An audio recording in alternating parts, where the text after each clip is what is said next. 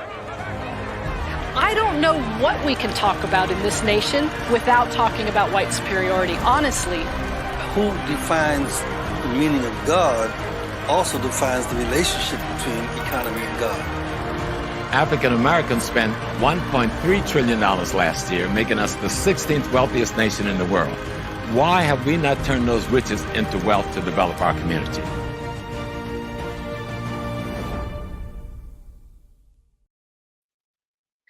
Peace, everyone. I am so happy to be here this afternoon on Sunday.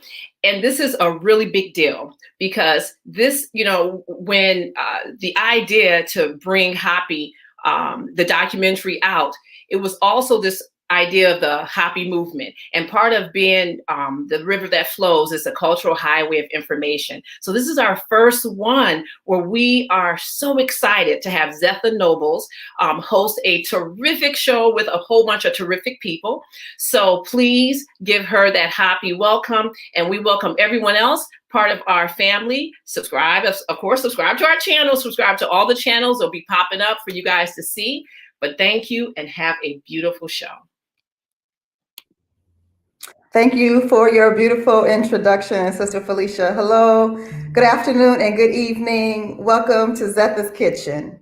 Here we work to decolonize the African mind and contribute to the advancement of our global African family. We serve the raw, organic truth. Yes, Michelle, it is about to be on and popping. It's an honor to be sitting here today with so many great premier scholars and artists. Thank you all so much for agreeing to this talk. Thank you to Felicia and Taki for allowing Zetha's Kitchen, a part of Noble's Global Consulting, to serve up this truth today in your house on your platform. I'd like to ask Dr. Nobles and Professor Small to join me on screen as we do this introduction, and thank yous to our other collaborators. A big shout out to Sister Ethiopia and the Association of Black Psychologists, Dr. Sharon Bethia, from the Association of Black Psychologists, Dr. Derek Wilson, of the Integrated Behavior Health and Wellness, especially all you psychologists for holding up the global African family during this dual pandemic. Big shout out and appreciation to you. A shout out to the Historical African Cultural Center. HistoricalAfrica.org is dedicated to promoting and exhibiting ancient Africa's traditions, arts and crafts, music and culture. Please check out that website if you get a chance. And finally, to Inmate of Jolly Papa Radio, who will be hosting an interview on Monday regarding changing the narrative on WOWD 94.3 Tacoma Radio from 1 to 3. Just to start the introduction a little bit, Dr. Nobles and I were having this conversation about how in 1827, at the height of America's savage enslavement of African people, the first African-American newspaper, yes, in 1827, the first African-American newspaper, Freedom's Journal, charged African people to tell their own stories with the following first-page inaugural issue statement. We wish to plead our case. Too long have others spoken for us. Too long has the public been deceived by misrepresentations in things which concern us dearly. That was our charge in 1827, and still we've been allowing others to tell our story, but not anymore. During this time of dread, our people are suffering from the dual pandemic of COVID-19 and white supremacy 1619. The very future of Black people is directly dependent on taking the responsibility to use our own voice and define our new normal. The world knows and understands who we are and how we live by the images portrayed by Black artists. In the same way, the world understands why we are the way we are by what our scholars offer as the explanation. Black artists and scholars are, in fact, as Dr. Noble says, the guardians and protectors of our Black future. Yet seldom in our scholarship and artistry have we been able to freely imagine and rescue our own voice and narrative. So now is the time. Dr. Nobles and Dr. Small asked each of these distinguished guests to engage with us in ways to rescue, define, and reclaim the meaning and management of our sacred Black image and interests. So it's our time. to make our new normal based on a Black African narrative, because our ancestors expect no less. I'd like to I just want to briefly introduce our guests. We have Tico Wells. He's a health enthusiast and a film entertainment artist. He's known most for his portrayal of Choir Boy in Robert Townsend's classic film, The Five Heartbeats, one of my favorite. Also, Brother Seun Kuti is in the house from Lagos, Nigeria. He's the youngest son of legendary Afrobeat godfather Fela Kuti and the grandchild of one of our sisters, our ancestors, political campaigner, women's rights activist, and traditional aristocrat sister, mother, Queen Fumilayo Ransome Kuti. Dr. Molefi Asante has graced us with his presence as well. Dr. Molefi Asante became the chair of African American Studies program at Temple, where he created the first PhD program in African American Studies. He is the founder of the theory of Afrocentricity and has received more than 100 awards for scholarship and teaching, including the Fulbright honorary doctorates from 3 universities, and is a guest professor in, China? Zhejiang University, and professor extraordinarius at the University of South Africa, a traditional king, Nana Okru. I am not going to slaughter this name of Tafo Akiem. I'll ask you to say that name for me later, Dr. Molefi. And he is considered by his peers to be one of the most distinguished contemporary scholars. Professor James Small, who I affectionately call Uncle James. Uncle James was born in the Arcadia Plantation on the banks of Waccamaw in Georgetown, South Carolina, to a family that traces their descendants from enslaved Africans to the Yoruba, the Akan, and the Ewe people of West Africa. He is one of the most premier scholar activists in the world. Retired from City College of New York, Professor Small serves as chief consultant for the ABC Disney epic production series, The Godfather of Harlem. And just a little secret, I've been told the next episodes, the next series is off the chain. So if you get a chance, please make sure you check The Godfather of Harlem. The next episodes come out, is it April 8th, Uncle James? Yeah, second week April. Second week April. He's a chief priest of Oya, Babalorisha, Ifa tradition, and he has 2 books in production. One is a collection of lectures on Malcolm X, and the other on post-traumatic slave syndrome. Dr. Nobles is in the house. Dr. Nobles was born to Annie Mae Cotton and John Nobles in Roxbury, Massachusetts. He's a professor emeritus in Africana Studies and Black Psychology at San Francisco State. He's a founding member and past president of the Association of Black Psychologists. He's a prolific author. His newest book, The Island of Memes, Haiti's Unfinished Revolution, was described by Dr. Theophilo Benga as perhaps the most important book in the last 5 decades. He was initiated into the Ifa spiritual system at Oshogbo, Nigeria, installed as the Nkwasahini in the Akwasiho Kwahu region of Ghana.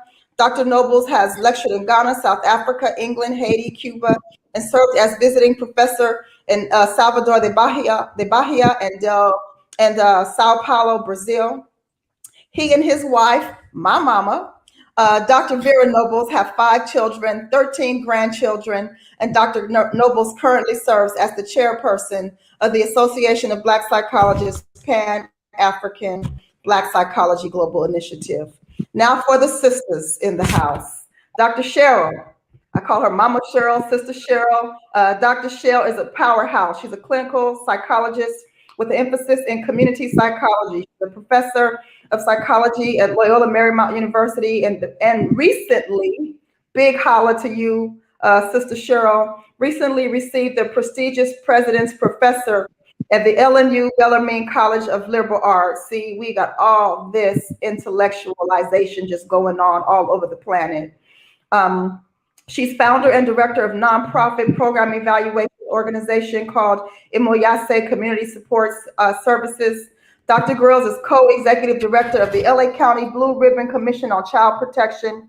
She currently works in the area of racial stress, focusing on training associated with racism, racial stress, implicit bias, and the development of the community-based self-help models to address the negative effects of racism on people of African ancestry in the US and globally. She has studied under traditional medical practitioners in Ghana, Nigeria, and Senegal, and is a registered member of the Ghana National Association of Traditional Healers.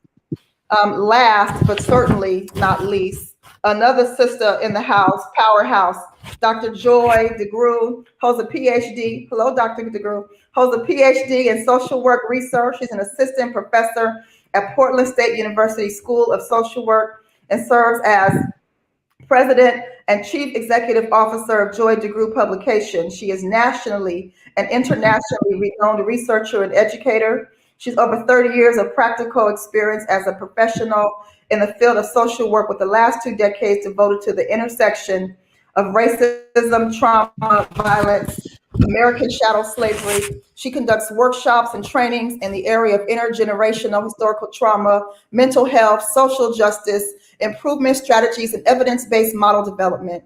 Dr. DeGruy has published numerous refereed journal articles and book chapters and authored her seminal book called, and if you don't have it, get on whatever book buying platform you have today and purchase Post-Traumatic Slave Syndrome, America's Legacy of Enduring Injury and Healing. It's now time to heal. I'm going to ask Dr. Nobles to come in and begin the conversation about why this conversation is necessary. Dr. Nobles, I know this is one of the ideas that you had about what we need to do to change our narrative out in the world. And having this global pandemic has given us all an opportunity to sit down and be still, think, plan, unite, and grow. So can you talk a little bit about the need for this talk? Where does it come from? Yes, I just want to first say that, this is such an amazing screen that I don't think folks realize how dangerous it is when Black folks get together, love each other, and tell truth to each other. And what we are doing here is important. We have talked individually about how do we disseminate information, how do we re-educate our communities. But the fact of the matter is that I believe today that the medium for educating our community is the medium of in the arts, the theater, the television, etc. And so we have to engage in a more deeper conversation for ourselves to clarify what's going on. I think the issue is fundamentally one of recognizing that we didn't just drop out the sky. That African people didn't just drop out the sky and all of a sudden we have this sense of being inferior. We have this sense of we can't do stuff. We have the sense of this awesome faith in white folks. We didn't just drop out the sky. The fact of the matter is that African people, like all living organisms, have a natural developmental trajectory. And our natural developmental trajectory was distorted or aborted by slavery and colonialism. And so we have to look at our path in the world and understand what did slavery and colonialism really do to our natural developmental trajectory. I think what it did primarily is it redefined what it means to be human for African people. There's a lot of historians that talk a lot about slavery and economics and that horrible period. But what our enslavement and its twin sister colonialism did was create us as chattel. It redefined us as chattel. And as chattel, we became the wretched. We became the denigrated. We became the demeaned. We became those that should be denied. And that becomes the source of a narrative. And we never think about this narrative, but narratives are important for us to look at because narratives and voice are really instruments that allow you to both describe and prescribe what is the proper human relationship. Let me say it again. Narratives and voice are the instruments that are used to both describe and prescribe what's the natural, normal human relationship. The Western grand narrative essentially defined us in a way that the whole world now operates from. It defines African people everywhere in the world as something less than. So our nation states become dysfunctional. Our our culture inventions become first demeaned and then stolen and sold back to us as if it was someone else's invention. It is the narrative that makes sense out of reality. So as we talk today, I want all of us to think about how this narrative of white supremacy makes sense of reality by expressing us as the outcast. We're the unwanted. We're the not believed. And it forced us, I believe, it forced us as Black artists and as Black scholars to play a reactionary role in our developing what we do. It forced us to play out the white narrative in blackface. It forced us to play out the white narrative in blackface. It forced the white stories of blackface to be shared by our genius called artists in their conception and perception and demonstration of our lifestyles. It forced us as, in quote, scholars to engage in our craft with white thoughts in Black minds. We never critique the thoughts, the theories, the ideas that we are creating as simply the mirror image or the echo of white thinking. And so this question for us as scholars and as artists is to come together and try to honestly look at what have we created? What have we done in terms of the liberation of the global African world and the development of African communities everywhere with our mediums? Our medium is scholarship, thinking. Our medium is art, production. We actually have the power to create reality. And I've said in my earlier work as a scholar, as a Black psychologist, is that power is the ability to define reality and to have other people respond to your definition as if it were their own. Someone else has defined our reality. And our ancestors back when the first mass media of the educated people said, we have to plead our own case. We have to tell our own story. We can allow other people to define who we are, and we can't just simply take their philosophy without challenging it, without questioning. We can't just take their narrative without challenging it, and then go into our laboratories called the university or our laboratories called the studio and just simply create stuff without critically looking at the fact that we have mimicked, we have become I don't even know what the word to call what we are. Maybe Frankenstein. We have become the Frankensteins of white creation, and then we think that because we put rhythm into Frankenstein's sewn up body, we're achieving something. We have become Frankensteins in the intellectual community, and because we think that we can take a Greek thought and translate it into the practice of Black folks, we are genius. No, that time is over. We have to get and raise the question, what is African voice? Not as an echo. What is the African narrative? Not as the Blackanization of the Greek miracles. These are the tasks, it seems to me, that we have to challenge ourselves with and to recognize that there was a time, we Africans existed at a time before there was time. I want you to resonate on that. Yeah. We as Africans existed at a time before there was time, and now we simply are falling behind some people, some humans that have probably a 35,000 year history. They're like kindergarten folk in terms of humanity. And we have to go back and say, how did we be? How did we be before the invasion of Europe and Arabs? How did we be before they begin to talk about this thing called colonialism? I'm gonna start with this. Colonialism technically means, the word colonialism technically means to rearrange. So we say we've been colonized, we've been enslaved. It really means we've been rearranged. Well, if we've been rearranged, what was our arrangement before the rearrangement? Yes. How did we arrange the thing called humanity? I want to stop with that and get excited about the opportunity for us to have this exchange. But I will end by, we were rearranged by Right on. colonialism. Exactly, and that's why we need to have these conversations so we can rearrange ourselves. So the collective of this group is going to begin the conversation and push out there the need so everyone can understand that we have to arrange ourselves in the way that best prepares us to decolonize our minds and unite as a global African family. Professor narrative, Small, our own voice.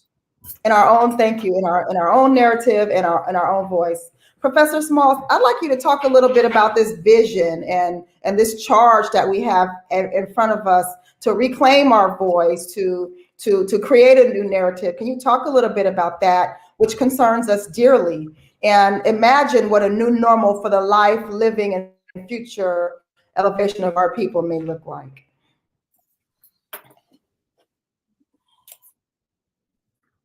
You're on mute, Uncle James.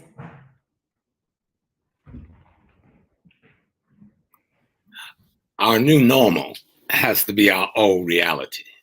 So I'm going to start by reading a definition of culture by I.A. Akinjobin out of Nigeria. He said, in actual fact, culture consists of all the items in the life of a group of human beings, which make them to feel belonging to one another and distinct from any other group around them. It comprises their language, their religion, their dress, their social system, their economic system, their food, their leisure, their medicine, and their technology. And sometimes things in culture become obsolete and we must remove them when they're no longer useful and replace them with things that are more useful. The Europeans, during the cycle of colonialism, one of the tools that they brought to bear was the dismantling of the African cultural and spiritual system. They understood that military defeat did not defeat the African. We kept coming back. And so they said the only way we will defeat these people is to cut them off from their history, their culture, and their spiritual system. Now, that's our way of life. Every organism has a way of life. It has a relationship to the rest of nature. We have a certain relationship to the rest of nature, and that relationship is called our culture. And that thing we call our culture is also our educational system. And at the core of that educational system is the thing we call our spirituality or African sacred science.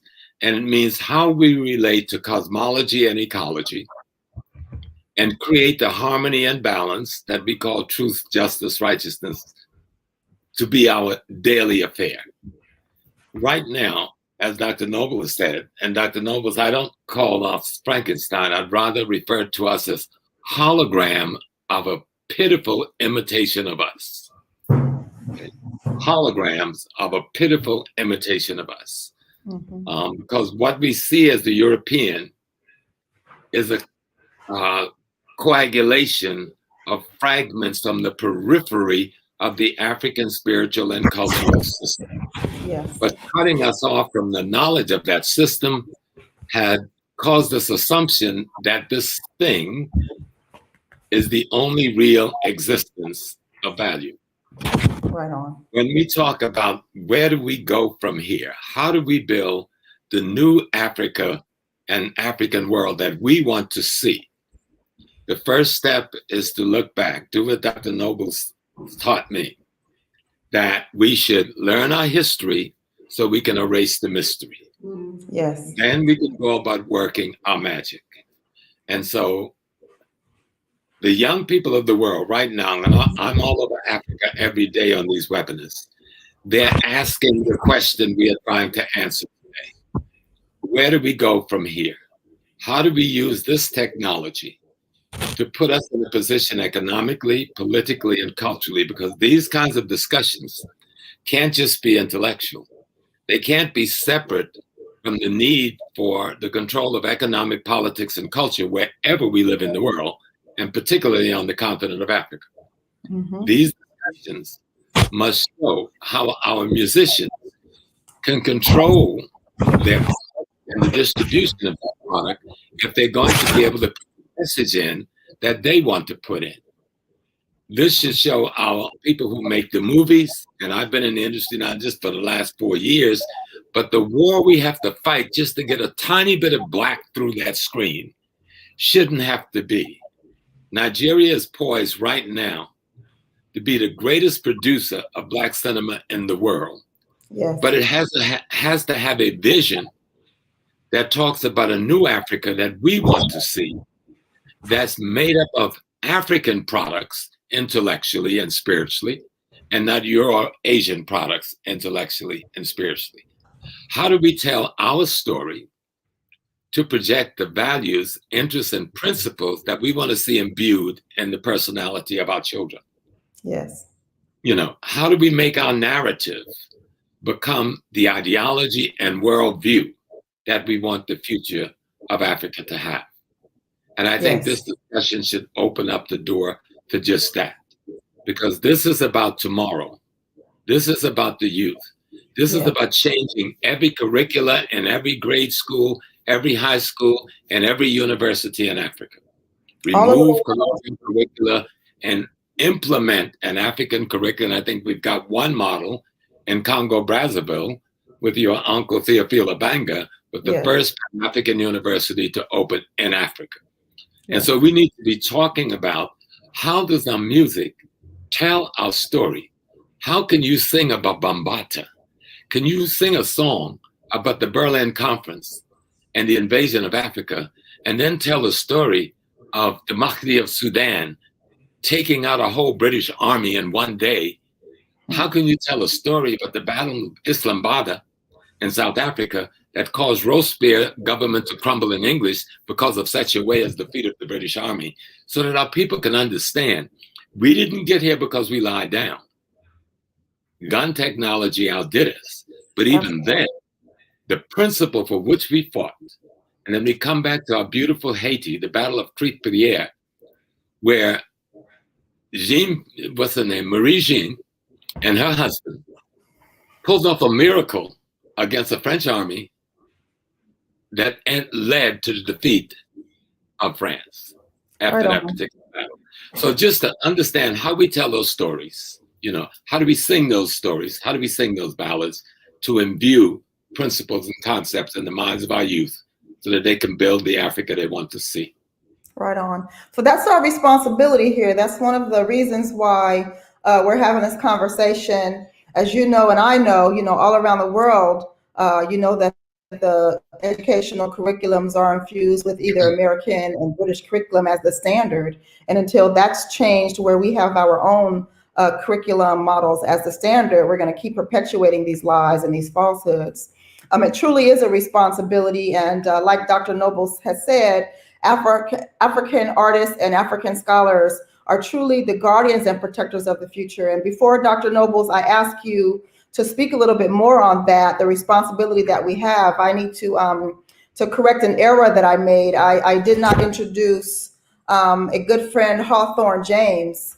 If Felicia can bring Hawthorne into the room. Hawthorne, I want to apologize for you that I didn't introduce you. I had your name on a separate page when I printed it out. Hawthorne James is a good friend. And when Dr. Nobles and I were having a conversation about scholars and artists, you automatically popped into my mind because, you know, we see you as an artist because we see you on the big screen, but you're also quite the scholar. So I'm really glad that you joined us and are bringing your intellectual acumen to this conversation. Hawthorne James was born James Hawthorne in Chicago, Illinois, the son of Robert Hawthorne and A.M. Aline. He's an acclaimed actor, character actor, and director. He's known super well for his role as Big Red Davis in the 1991 film, The Five Heartbeats. He's also known for his role as Sam, a bus driver in Speed, and for other films and TV series, Seven, NYPD Blue, and he also guest starred on Frasier. Yep, that's Big Red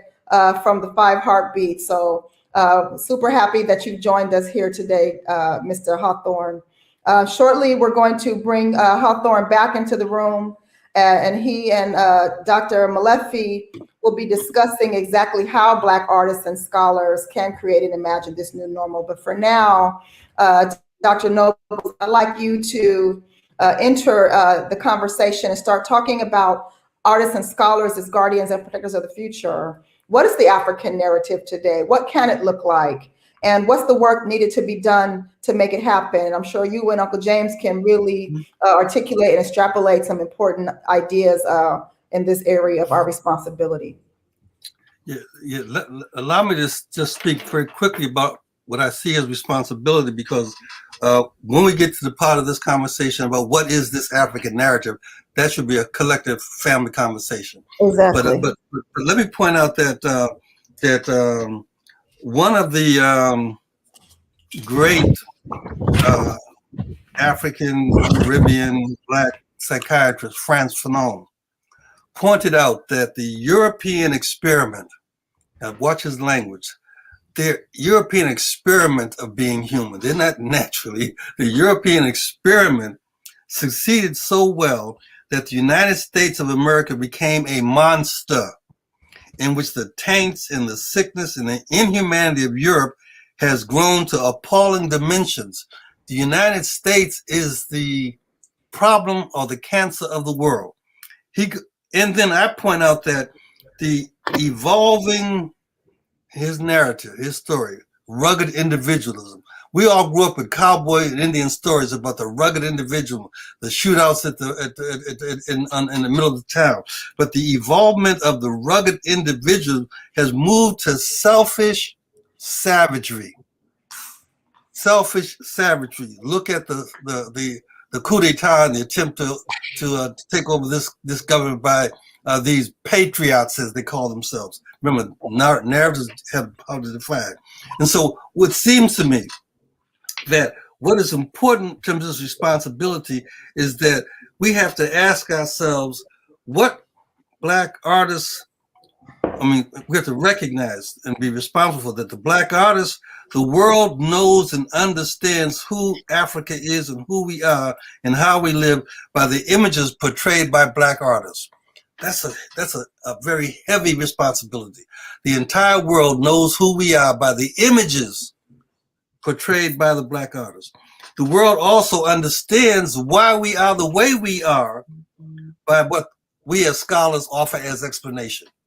And so we mimic their victimization of us ourselves, then we give the world that prescription. It is important, it seems to me, to challenge, and this I hope will be one of the themes in this conversation. It is important that we challenge and purge from our time and space those repugnant and vulgar narratives and ideas and beliefs that distort and lie about who we are. Think about the fact that some people will say that we are damaged human beings. The African narrative, as I understand it, says that not that we are damaged human beings that need to be healed or restored or rehabilitated, but that we are divine spirit beings. Just take those two ideas. If I'm going to do scholarship from the position of divine spirit beings, or I do scholarship from the position of damaged human beings, if I'm going to create the genius of my craft and as an artist, do I create that craft from the position of damaged human beings, or do I create the art, the plays, the stories, the tales from the position of the divine spirit beings? So there's a really issue that we have to begin to struggle with as we talk about what is responsibility. We have to break free. We have to break free from the mental enslavement that we are suffering from, and then begin to classify, codify, determine what are the instruments, the groundings that we need to use in this craft. That's our responsibility. Our responsibility is, and we're going to get to that, at least we're going to open that door. Our responsibility is to identify our own narrative and then create the ability to use our crafts, art and science, art and scholarship, to change the world. Dr. Small, do you have something you want to add to that? I think Dr. Noble pretty much said it. In any culture, the artist takes the lead in terms of intergenerational transmission of the wisdom of their ancestors. And when our artist is not in control of that body of wisdom, we are in trouble. So it's transmitting someone else's wisdom. And so I think the most important thing in terms of our responsibility is to learn the wisdom of the ancestors. And I want to give one model.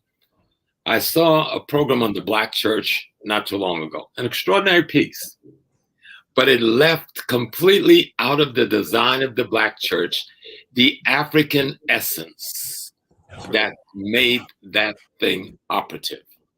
And so if the man knew the African essence, the story of the Black church will be a phenomenal, revolutionary African philosophical story, and not a story of an imitation of white people. Yes. Absolutely. Yes. I want to give a shout out to our viewers. We see you. We see all your comments. Christy Higgins, you're absolutely right. We must break free and define ourselves. Dr. Nobles, you spoke about this notion of creating and projecting our divine spirit rather than being a dysfunctional people, but the creation of a divine spirit. I'd like to ask Dr. Cheryl if Tico is in the house. I know he was in and out. Dr. Joy and Brother Seun Kuti to come into the conversation. Thinking about that notion of the divine spirit that we all walk with, and making sure what we project is not that of dysfunction, but it's one of divinity. Can you talk a little bit about how the dual pandemic, the COVID-19 and white supremacy 1619 have impacted Black artists and scholars? Can you talk a little bit about that, please? Anyone can jump right in. Thinking about how has the dual pandemic impacted you? How has it impacted you as an artist? How has it impacted you as a scholar? Coming from the position of being a divine being, how has the COVID-19 and white supremacy 1619 impacted you? I'll speak. Can you hear me? Yes, Tico. Thank you for joining us. How you doing? Sorry I was late. I had the East Coast, West Coast time mixed up. First of all, thank you for inviting me on this panel. My experience, first of all, with the COVID-19 side of it, and one of my strong areas is health and wellness, and that's a lot of my time is spent in learning and helping people and helping myself to live as naturally and healthy as I can. The pandemic for me deepened the sleep and the spell that people are under. I wrote down a couple things. It's like the grip of those who control our thinking. I call them the reality makers, whether you want to call them the 1%ers or whatever you want to call them. They control the thinking of an entire planet. It deepened, the grip strengthened. And a lot of my family and friends use the word conspiracy theory more and more to dismiss having to do any thinking for themselves, and also to put down subjects that they never even studied. And they've figured that if I say the phrase conspiracy theory, that relieves me of all responsibility of thinking. That relieves me of all responsibility of having to figure out and take responsibility for my own narrative, for my own life, for my own health, for my own well-being. And many of, I feel like the middle class Black community were not as involved in last summer in the protesting, because they have their house, they have their car, they have their accounts, their banking, checking, they have their jobs. So that's not something that they've been trained anymore to get involved in, except from television and to comment. I don't blame them.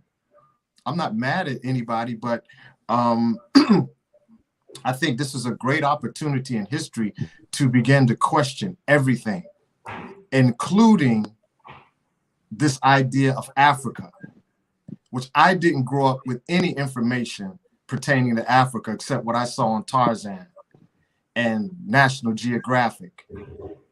Africa was not something that was glorified. It was not promoted to me as a child, other than that's something over there. That's where we came from. It wasn't until people like Dr. Ben and Ivan von Sertima and those people came into my life that I even had any relevant information. History is important, and something happened on that continent that did not save us from today. So I'm not the person that says we need to go back to Africa as we once knew it, because as we once knew it did not save us from getting it to this point. So there are elements and assets from our history that we can take with us if we see value in them, and if we see that they can be beneficial moving forward. But my concern and the possibilities I see is for us to learn how to think, because everything that happened in Africa came from individuals who spiritually, from whatever possibilities they had of gods or divine intervention, created everything that we know of and that we credit them for creating. We have that same power too, whether we're there, here, Europe, South America, wherever we are on the planet, we have that same divine energy to create. So we have not learned to think in this country. Our college system, I'm at a big dilemma with that, because I help a lot of kids get into college. I work with a program in Maryland called First Generation College Bound. And I'm asking, is college, what is the purpose of college right now? Are we just trying to regurgitate, like Dr. Noble said, creating chocolate white people? Is that the purpose of college today? Or is that needs to transform? Yes. Tico, can I ask, can I get Dr. Joy? Can I get Dr. Joy to come in here Thank you for and add a little bit to the flavor of the conversation, if you don't mind, Dr. Joy? Thank you, Tico. Thank you, brother.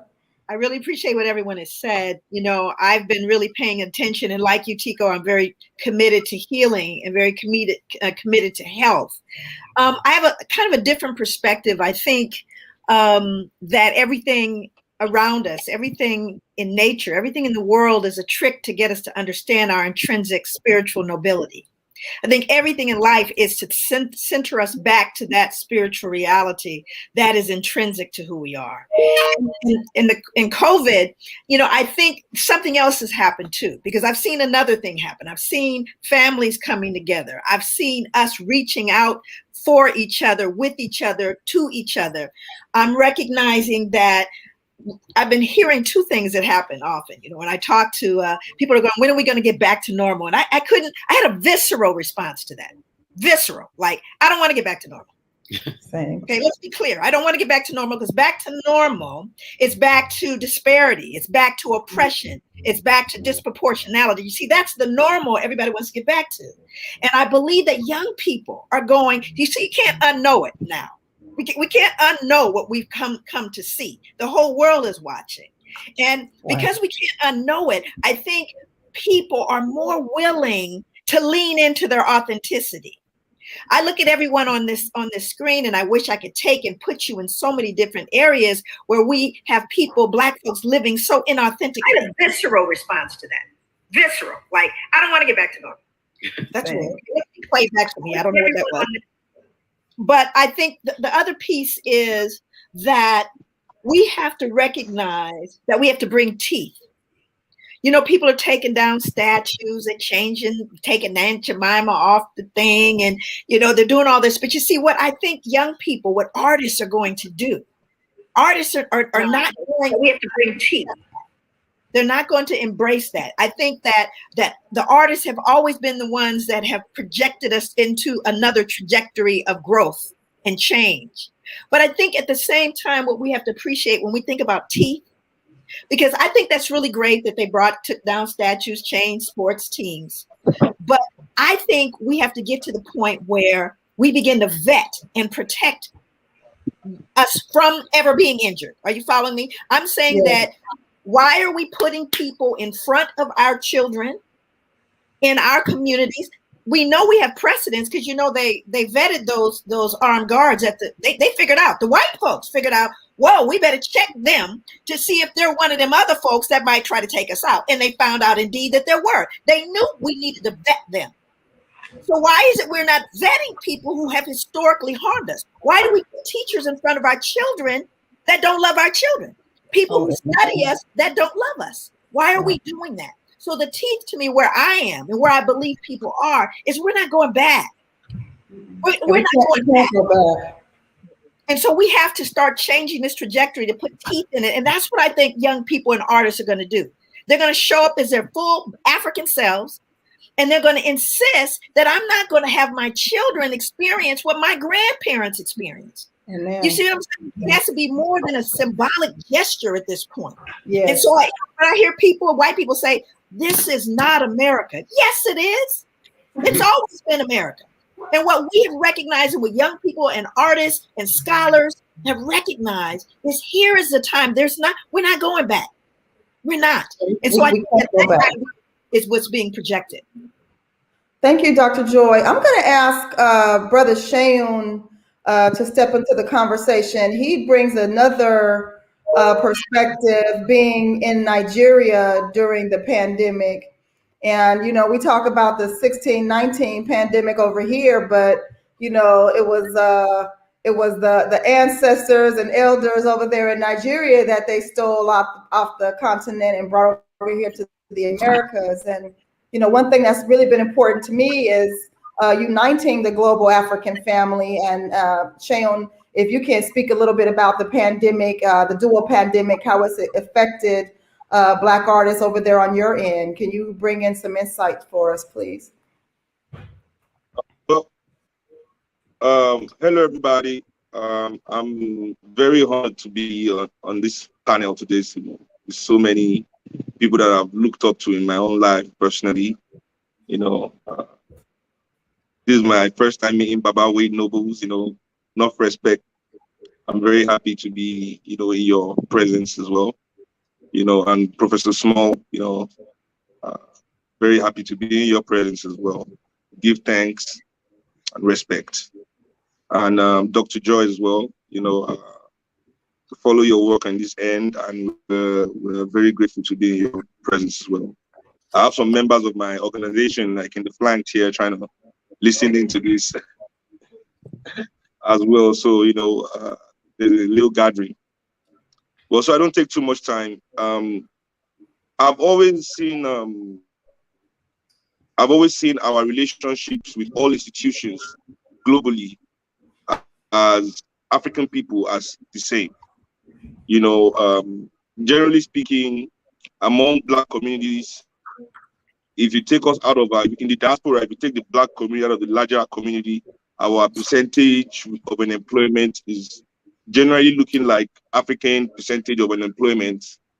You know, the way African Americans, Africans in Europe are discriminated in housing is the same way we are homeless here in the motherland. The same way white banks don't give Black people loans in America and Europe is the same way so-called Black banks don't give us loans here in Africa neither. So it is important to us to also understand the way so-called racist police kills Black people is the same way our Black police kills us here. You know, I don't think any American has ever heard in the news that a white man was shot by the cops in Lagos for any reason. Don't think that white people don't act a fool here. They do, you know. You know, so anytime I engage in panels like this, it cuts across the diaspora. It's very interesting for me to always reiterate the similarities of our situation, irrespective of what it might look like. You know, even the division. So when we talk artistically now, there's a huge division in the art world that, oh, the African immigrants are taking the artistic job because they are cheaper from the American artists. You know, so basically now we have slaves arguing over who is going to do the work for the master. You know, why are you bringing these new slaves from Africa, you know, to do this work? You know, and this kind of division in our artistic community goes back not just to slavery, colonialism, it goes to a spirit. And since you're talking about divine, us being divine beings, I don't really believe in divinity that much of humanity, because a lot of people hide under that cloak and perpetuate a lot of toxicity, you know. But I'll say there's a spirit that has come from Europe but controls the world today. And that spirit, you know, existed everywhere but just had nothing, no power to validate it. So you come to Africa, they were there, the merchants, the, you know, people that value things over people, basically. And this spirit that values things over people is the spirit that controls the world today and controls the art of the world today. So if as an African artist in the pandemic, your goal was to make your people wake up, right? I saw that more people were waking up. Yes, more people were waking up because they were not as distracted as before. But the system adjusts real quick to that. There's 1,000 challenges a day to get involved in. Now artists are giving out money for people to act a fool on the internet, to their music. We all have to be engaged in these things, you know. So it is, for me, it depends on what we want to value as motherland people all over the world. You know, if as the so-called conscious community that we are, and we say, okay, fine, we want to dedicate our time to developing our people, we have to understand that there will always be African people all over the world who still value material things, who still value their connection with the status quo. So when Brother Tico here was talking about the middle class not engaging, this is because even in Africa, that we can see millions of our brothers suffering. The Nigerian middle class, instead of solving the problem of public education, will rather build private schools for their own children, right? Instead of solving the problems of bad public health care, will build private hospitals for themselves, and the ones that can afford it come to Europe and America for treatment, while mothers are dying in hospitals in Nigeria because they don't have drugs. They don't have $5 for drugs, $10, $3. Children are dying because of $3 bills in Nigerian hospitals by the thousands. Our transportation network, they ride around in jeeps. So it's the spirit of these people, and that's why they're able to also progress so much in this system. The more successful they are in the system is because they value those things over the majority of their people, as long as they can solve their own problem. How the system affects them. You know, I have my degree, I have my opportunity, I have my talent. You know, corporations will talk to me if I, you know, come forward. You know, I can, you know, say I'm black, but I'm still me. You know, so everybody is black, but everybody is still themselves when it's time to get that check. You know, our trajectory of success doesn't really relate to having empathy for the larger situation of African people, you know, because that is the system. That is the system as is. You know, you want to be successful in this system today, musically, in banking. You know, I know we as scholars and artists, we have a lot of responsibility, because we influence people. We have soft power. You know, we have that power to take people along, but we're not the only ones that are culpable here. Because let me use my country, for example. When I talk to my bankers here, for example, that say, oh, well, we are not in government. So why is it our problem if people cannot get what they need in Nigeria? I said, but it is through your banks that the money is laundered out of this country.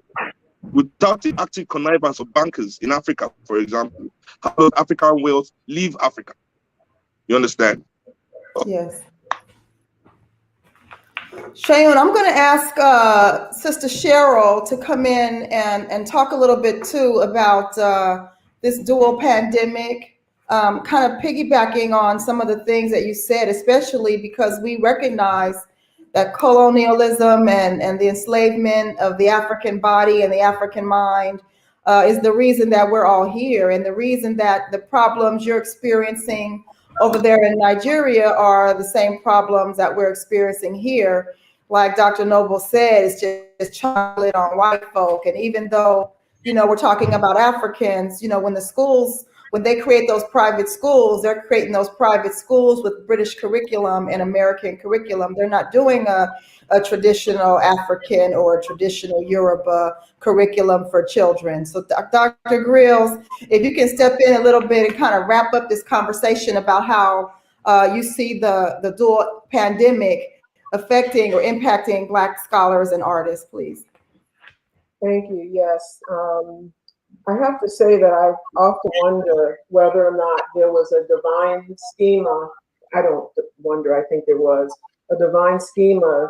It's not accidental that the COVID pandemic happened at the exact same time as the racial pandemic.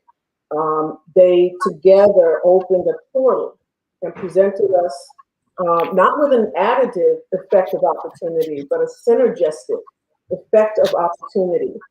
COVID pandemic lessons for us are about what matters, right, in life. And the racial pandemic presented us with the opportunity to really come to terms with what we can no longer tolerate. And so when I think about the COVID pandemic, it reminds me and us about what matters to our well-being and our humanity as people, right? And what matters is our connection. And COVID presented us with the challenge of not being able to have the connection that we so often took for granted and didn't nurture to the extent that we needed to be nurturing it. And so I think that those two pandemics basically jet propelled me on my journey of decolonization as a scholar. And when you talk about decolonization, it's a process whereby individuals, groups, and institutions divest from the colonial settler interests and ideologies. It works to center indigenous communities by unsettling and ending systems of power that erase, diminish, or valorize, you know, the racist practices and projects. So it involves identifying colonial systems and structures and relationships, and working to challenge those things, and doing all of this grounded in our own indigenous philosophies and knowledge systems. So I think that for Black scholars, and for me as a Black scholar, these pandemics have emboldened the voice and the critique of white-centric ways, for example, of doing research.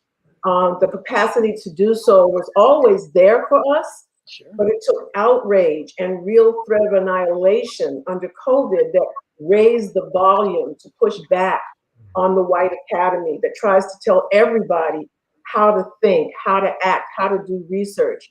You know, the socially defined practice of research and scholarship, which is imposed upon us, decides what gets talked about, who gets to talk about it, what constitutes truth, who can be a knower, what is good and normal, what is an adverse condition, who and what are marginalized, and how one's relationships and interactions with others should be understood and negotiated. Mm-hmm. And so, you know, it has emboldened us to say enough is enough, and we can do it our way.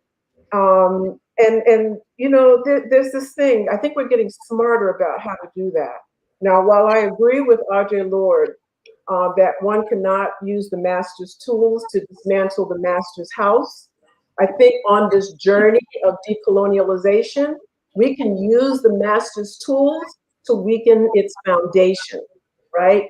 Using the research tools and social sciences to expose disparities and disproportionality and racism and injustice and most importantly, to expose the fault lines in the master's tools, the theory, the methods, the practices.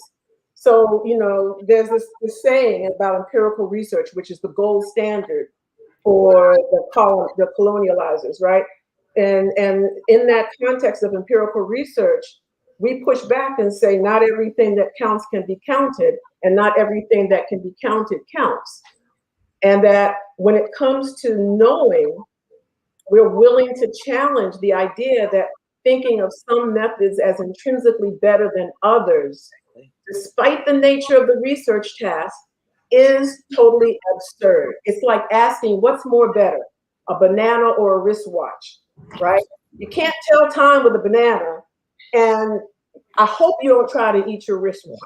So to wrap this up, I just simply want to say that, to quote Professor, what's his name, Beatty at Howard, when we were at a meeting last year, the Black Family Summit held by the Institute of the Black World, he said that, you know, Black culture and values are foundational to our work. And I think that the pandemics have re-centered us around that notion. But he also said that we have to understand that their mantra is nowhere near ours. I am because we are, right? Or Ubuntu and Ngabatu. Their mantra is, I am because you are not. Yes. Right? And so that worldview of white supremacy is a major contrast that has been like placed before us. And so to be African people, something has to die. And what has to die for us as scholars, for me as a scholar, is the constant reference to whiteness and white culture and white methodologies. But the hard work is realizing when we're doing it, when we're not even conscious of doing it. And that takes a collective to help remind and tap each other on the shoulder. Hey, you're going into the sunken place. Let me pull you back out. Thank you, Dr. Grills. I think one of our overriding stereotypes of Black people is that we don't get along, we don't unify, we don't, you know, work together and build together. And, you know, I would suggest that that's one of the reasons why African people in general have such divisions. One of the commenters in the Facebook chat commented that African people, Caribbean people, Black people, we all are divided, and that's one of the things that keep us separated. And I believe that the unification of African people throughout the diaspora, our global African family, is really important. And that's kind of why this narrative changing is important. Our normal is that African people don't get along. Our normal has been portrayed to us that we can't build and unite together. And we in fact know that that's not the truth. So part of the need for this narrative is to make sure we are aligning all of our genius, from the artists, from the scholars, to really show that this new narrative is about us creating and building together. I'm going to ask Sister to bring Dr. Molefi and Brother Hawthorne into the conversation. They're going to be talking about how can these Black artists and scholars create and imagine a Black new normal. And this idea comes from the fact that artists typically have different way of looking at things. Their brain, I jokingly say, their brain operates different on a different frequency from many other people, as do scholars and educators and engineers. We all have these gifts that we tend to tease out differently. So I'm going to ask Dr. Asante and Brother Hawthorne to kind of take over this discourse on how we can jointly create and imagine an authentic new normal. What does that look like? Hawthorne, if you can speak to that first, and then I'd ask Dr. Asante to come in and add to it.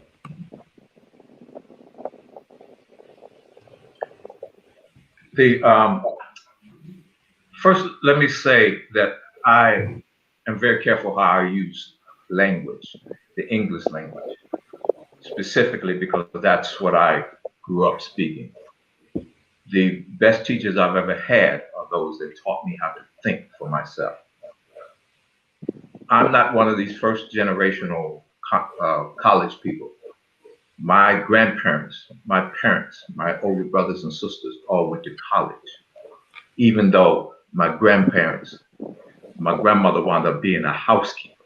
My grandfather wound up being a Pullman porter and then building cars. My mother wound up working for the government. My father, with his degrees in chemistry and math, wound up being a cab driver. But all these people taught me to think and taught me never to underestimate myself. I've been to the best universities that people say are the best universities in the world. I've turned down universities, turned down scholarships from the best universities, quote unquote. What you did when you introduced me, Zetha, was you called me less than. And it wasn't your fault. It was just something that you did, not knowing, by using the English language.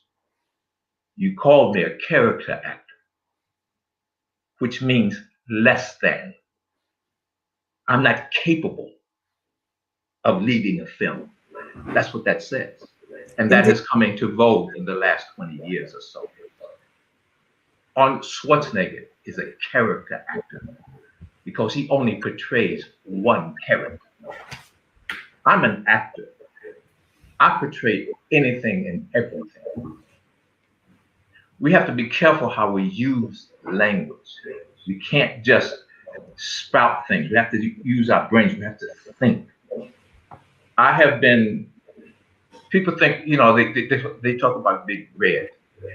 They don't understand where I come from.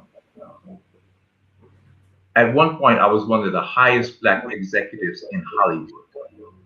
I sat in those white people's meetings and I listened to them, and they forgot that I was Black. So I know how they think. I know how they think about us. You know, I didn't get to be in the big meetings where they really talk about it, but I was there enough to know how they talk and think about us and how they separate us. See, I'm one of those people, when the brother was talking about, we care about money and, you know, our own. I've turned down $1 million at a time because I'm not going to be one of those. Because at the end of the day, I have to answer to whatever God there is when I'm gone. And money, especially at this point in my life, means nothing. We have to portray, we have to take a stand. We have to understand who we are. I went to school in London. I couldn't get a job in London. They wouldn't hire me because I'm not an Englishman. But other people can come over here and take jobs. We open, and there's a reason for that. It's like now the baseball players all come from the Dominican and the smaller countries. There's not a Black American baseball player in this country. There's a reason for that. And it is because of the fact that they know how to play the games. Give them less money. Because as artists, we have come to understand that the second and third contract are the important ones. Yeah. That's where the money is, not the first contract, the second and third one. And if they can throw you out of the second and third ones and bring in the next generation that would take even less. We have to control, and it's what Dr. Nobles and everybody else has been saying all along. We have to learn how to control our narrative. Even the Africans who come over here are ignorant of who Black Americans are. They can talk down about Black Americans and yet they still get a job and make the money that Black Americans cannot make playing their own heroes and heroines. That has to stop. We cannot have Africans or anybody else coming over here educating us. We have to educate ourselves and know who we are, period. No ifs, ands, or buts about it. Until we do that and stop taking the money all the time. Now, I take the money. Yes, I take the money, but I'm very careful about how I take it. And we all have to do that, because when I turned down $1 million, my friends all said to me, "You must be crazy. Why did you take the money?" Because I tell you why I did take the money. Because if you take the money the first time, if you sell out that first time, how easy is it to sell out that second, that third, and that fourth time? Yes. I'm not doing it. Well, you know, we thank you for having so much integrity, Hawthorne. That's one of the reasons I think that, you know, I follow you and connected with you on multiple levels. You're absolutely right as far as the narrative. You know, we have to stand firm and not let money be the trigger which guide us. Thinking about, you know, the African and how Africans come over to America. You know, once we start seeing ourselves as, you know, the same people, the same colonizer, the same enemy, we should be able to really change that narrative. I was thinking about what some of the other artists were saying in regard to where we are now and how we define this new normal and creating the narrative. And I wanted to also apologize to you for that character reference and speaking to that with regard, but let me continue just one second. With regard to the narrative, that narrative about you is what's posted online. And I know you didn't write it. So you haven't even created your own narrative like so many of us. We have these narratives online. Tico and I had a conversation about that as well, because other people are creating your story online for you, and we have to completely take control of who we are and how we present ourselves to the world. And it cannot be boiled down to the dollar amount. And that's often what gets so many of us to sell out. You know, they flash dollars in front of us and we run behind it. Dr. Asante, I've been waiting to get you into this conversation about how you think scholars and artists can jointly create and imagine this Black new normal and authentic Black new normal. Can you add on to some of what Hawthorne was saying and take the conversation from here? Hotel. I'm very happy to be here, and I want to just thank everybody. I mean, this is an incredible panel, and certainly Dr. Wade Nobles and Professor James Small and Professor Joy, Hawthorne, Cheryl, Seun, Tico, Zetha, you have put together a dynamic program. All these professors and artists, I mean, some of them I know and some of them I don't, but just being here and listening so far, I have been really inspired. Let me begin probably where I think Hawthorne made an interesting comment about what happens in terms of the use of language. The problem that I see in terms of our artists and in terms of our scholars as well, in terms of our people, in a Pan-African sense, because I am truly a Pan-African. I always tell people that I think I'm a quintessential African. Wherever I am in the African world, whether it's in Mobile, Alabama, or in Lagos, or in Johannesburg, or whether it's in Los Angeles, South Central, I'm an African, and I've always taken that identity. And I tell people that my name, Molefi Keti Asante, I got from Opoku Warrior II, who was the Asante Haney of Kumasi, of the Asante, in 1972. And I gave myself Molefi in solidarity with the South African struggle. This is the name that comes from the Suto people, which means the keeper of the traditions. And then I discovered in DNA that on my mitochondrial DNA side, it goes back to Sudan and to Nubia. And on my paternal side, the Y chromosome goes back to Yoruba and Nigeria. So I don't have a Yoruba name nor a Nubian name. I mean, I call myself from time to time Adewale, but that would be the paternal name. So my name is different. I grew up in Georgia, in Valdosta, Georgia, picking cotton.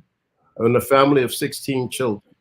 And here's the point where I want to enter where Hawthorne left off, and that is regarding how people paint you and how they shape your image. And that is that we all, whether we are here in the United States of America or in Venezuela or Peru or Ecuador, Brazil, wherever we are, in Ghana, Nigeria, Kenya, we are all shaped by what Europe did with what I call the racial ladder. That racial ladder is the basis of their episteme. It is the thing that controls all thought in the Western world. And we are victims of it. We live in it. We experience it. We become parts of it. We define ourselves sometimes by it. And this is what is the great danger, that they are able, by virtue of this racial ladder, to give character to who we are. So the only way that this new normal can truly exist from my point of view is that the artists and the scholars must have a dynamic consciousness that is based on what I have always termed as Afrocentric. And here's what I mean. I mean that every African person, if every African person decided to act only in the interest of African people and put ourselves in the middle of all of our narratives, and not on the margins of Europe, not on the periphery of any other culture, but see ourselves as centered, as agents within our own history, we would then transform the world. I used to say when I was younger that we only need 250,000 acting like that. But I think it's more now because we're a larger population in the world. But I think that if we had 1 million African people around the world who operate on the basis of being Afrocentric, and that is centering everything, whether it is my art, if I'm a musician, and I think the musicians are the closest that we have come to this, because the musicians have always understood that there was something unique about the Pan-African part of music, that if you were an African and you had the opportunity, as I did back in the 70s, to be at Fela's place, and then to go from Fela and come to Buffalo, New York, and then to listen to Grover Washington, or to go to San Francisco and to listen to Coltrane on an occasion, then what happens to you is that you can understand that the music is everywhere, and that there's a similarity, and that there's a cultural reference point that we all can have, because that's the thing that brings us together. And that's the thing that gives us this sense of our agency. Now, what I'm saying is that even though the musicians have done that, we have not done that as scholars. We have not done that as artists. I mean, I always tell the story. I've been all over the continent of Africa. I've lived on the continent of Africa, and I have never yet seen an African university. But by the same token, I have been to the HBCUs, and I have never seen a truly Afrocentric university among the HBCUs. So what is that saying? What that is saying is that that racial ladder that Europe created, where they have white people at the top, and they describe what those white people are. They are this, this, this. Then they say, okay, then the Mediterranean whites are under the Nordic whites, and they are this, this, this. Then they say the Asians are this, this, this. Then they say the Native Americans, the First Nations people are this, this, this. Then they have the Africans, and they say the Africans are this, this, this, and it's all negative. Yes. That's the ladder that's in the minds of people. And this is why police shoot black men and women, is because for them, this less than that that brother Dr. Noble spoke about earlier, it's the thing that is defining. We are less than in their minds, but we are also less than in some of our own minds. Yes. And part of the creating the new normal is to start with a new sense of reality. And my newest book is being called Humans Being Human. Here's the thing. Let me tell you this. You know this. As far as I'm concerned, this is the way it is. I mean, people have other myths. But as far as I'm concerned, there's only one human race. And in fact, before 70,000 years ago, everybody in the world was black. There was nobody else. Black people hadn't left. We hadn't left the continent of Africa. And if Homo sapiens started in Africa, and civilization started in Africa, and people didn't leave Africa, Homo sapiens didn't leave Africa to 70,000 years ago, then 2/3 of the time of humanity was spent in Africa. So now here's the problem. When we see after a break in the Europeans, wherever they develop and however they develop, with whatever attitudes they develop because of climate or weather or whatever it was, then when we see them in the 14th and the 15th and 16th century, then there's a problem. And the problem is that they began this definition of this racial ladder. So what I am saying is that my intention, my life goal is to break through this racial ladder. We can't even, I don't even like to get into a discussion of the race paradigm. Because if you get into a discussion of the race paradigm, I did it before, I did it for a long time. I even wrote a book called Erasing Racism. You know what I mean? But no, that's not the issue. That's why they all say now, they say, you know what, race doesn't exist. What they're saying is biologically it doesn't exist. So if it doesn't exist, where does racism come from? And why do we participate in this notion of this racial paradigm? My idea is to bring down the racial ladder. There is no way that we can allow Europeans to have a perception of Black people that's based on something that's invisible now, because they don't teach it. It's already ingrained.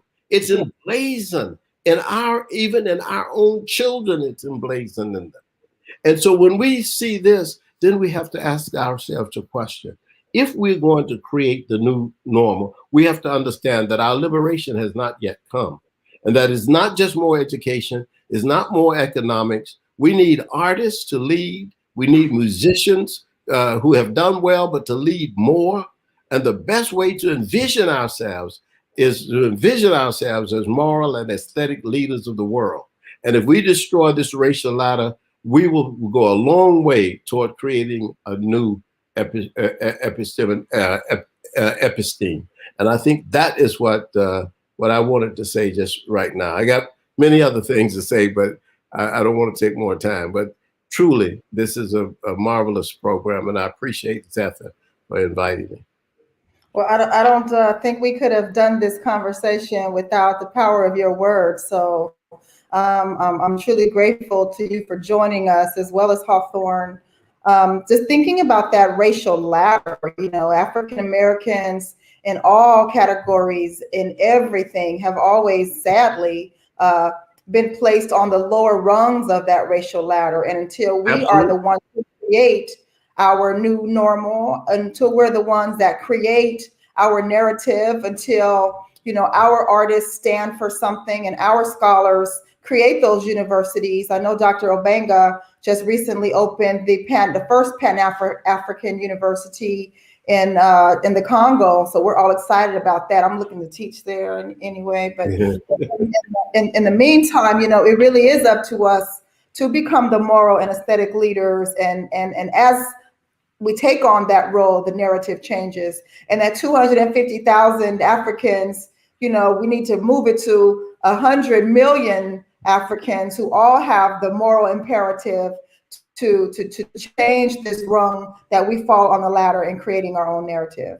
Right. Next, I'm going to do something that is going to be a little bit interesting after I do a shout out really quickly to our viewers on Facebook, and a shout out to YouTube land, where I know we have lots of viewers, and we appreciate your comments and your commentaries. Thank you for keeping the flow of the conversation going out there in the Facebook world and the YouTube world.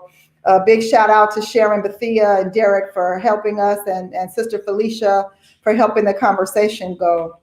At this point, I'm going to try to facilitate the facilitation of this conversation next with between Dr. Nobles and Professor Small. We're going to ask all of the guests to come back into the room.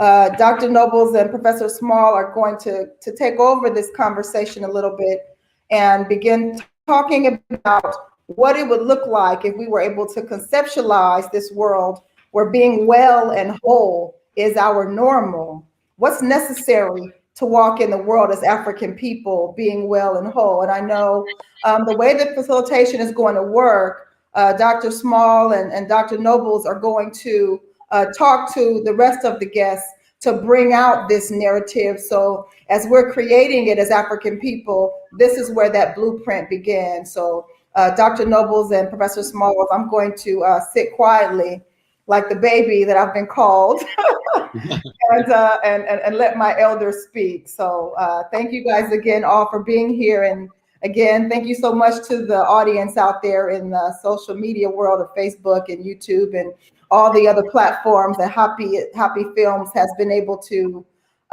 reach to. And if you haven't had a chance to see HAPI Film, like it on YouTube and make sure you check out all of the different programs that they have going on out there. Dr. Nobles, Professor Smalls. My elder, may you let me address first? Is that okay? Thank you, sir. I have to unmute myself so I can say yes to you. I'm elder to James by 2 minutes. Okay. Please go ahead. Yes, and having listened to all this beautiful African energy, male and female, and I've been trying to think about this narrative. You see, we keep talking about creating something that's already created that we just don't know about. Right. The Ewe people of Togo and Ghana, when they refer to divinity, they use the word Sobe Lisa.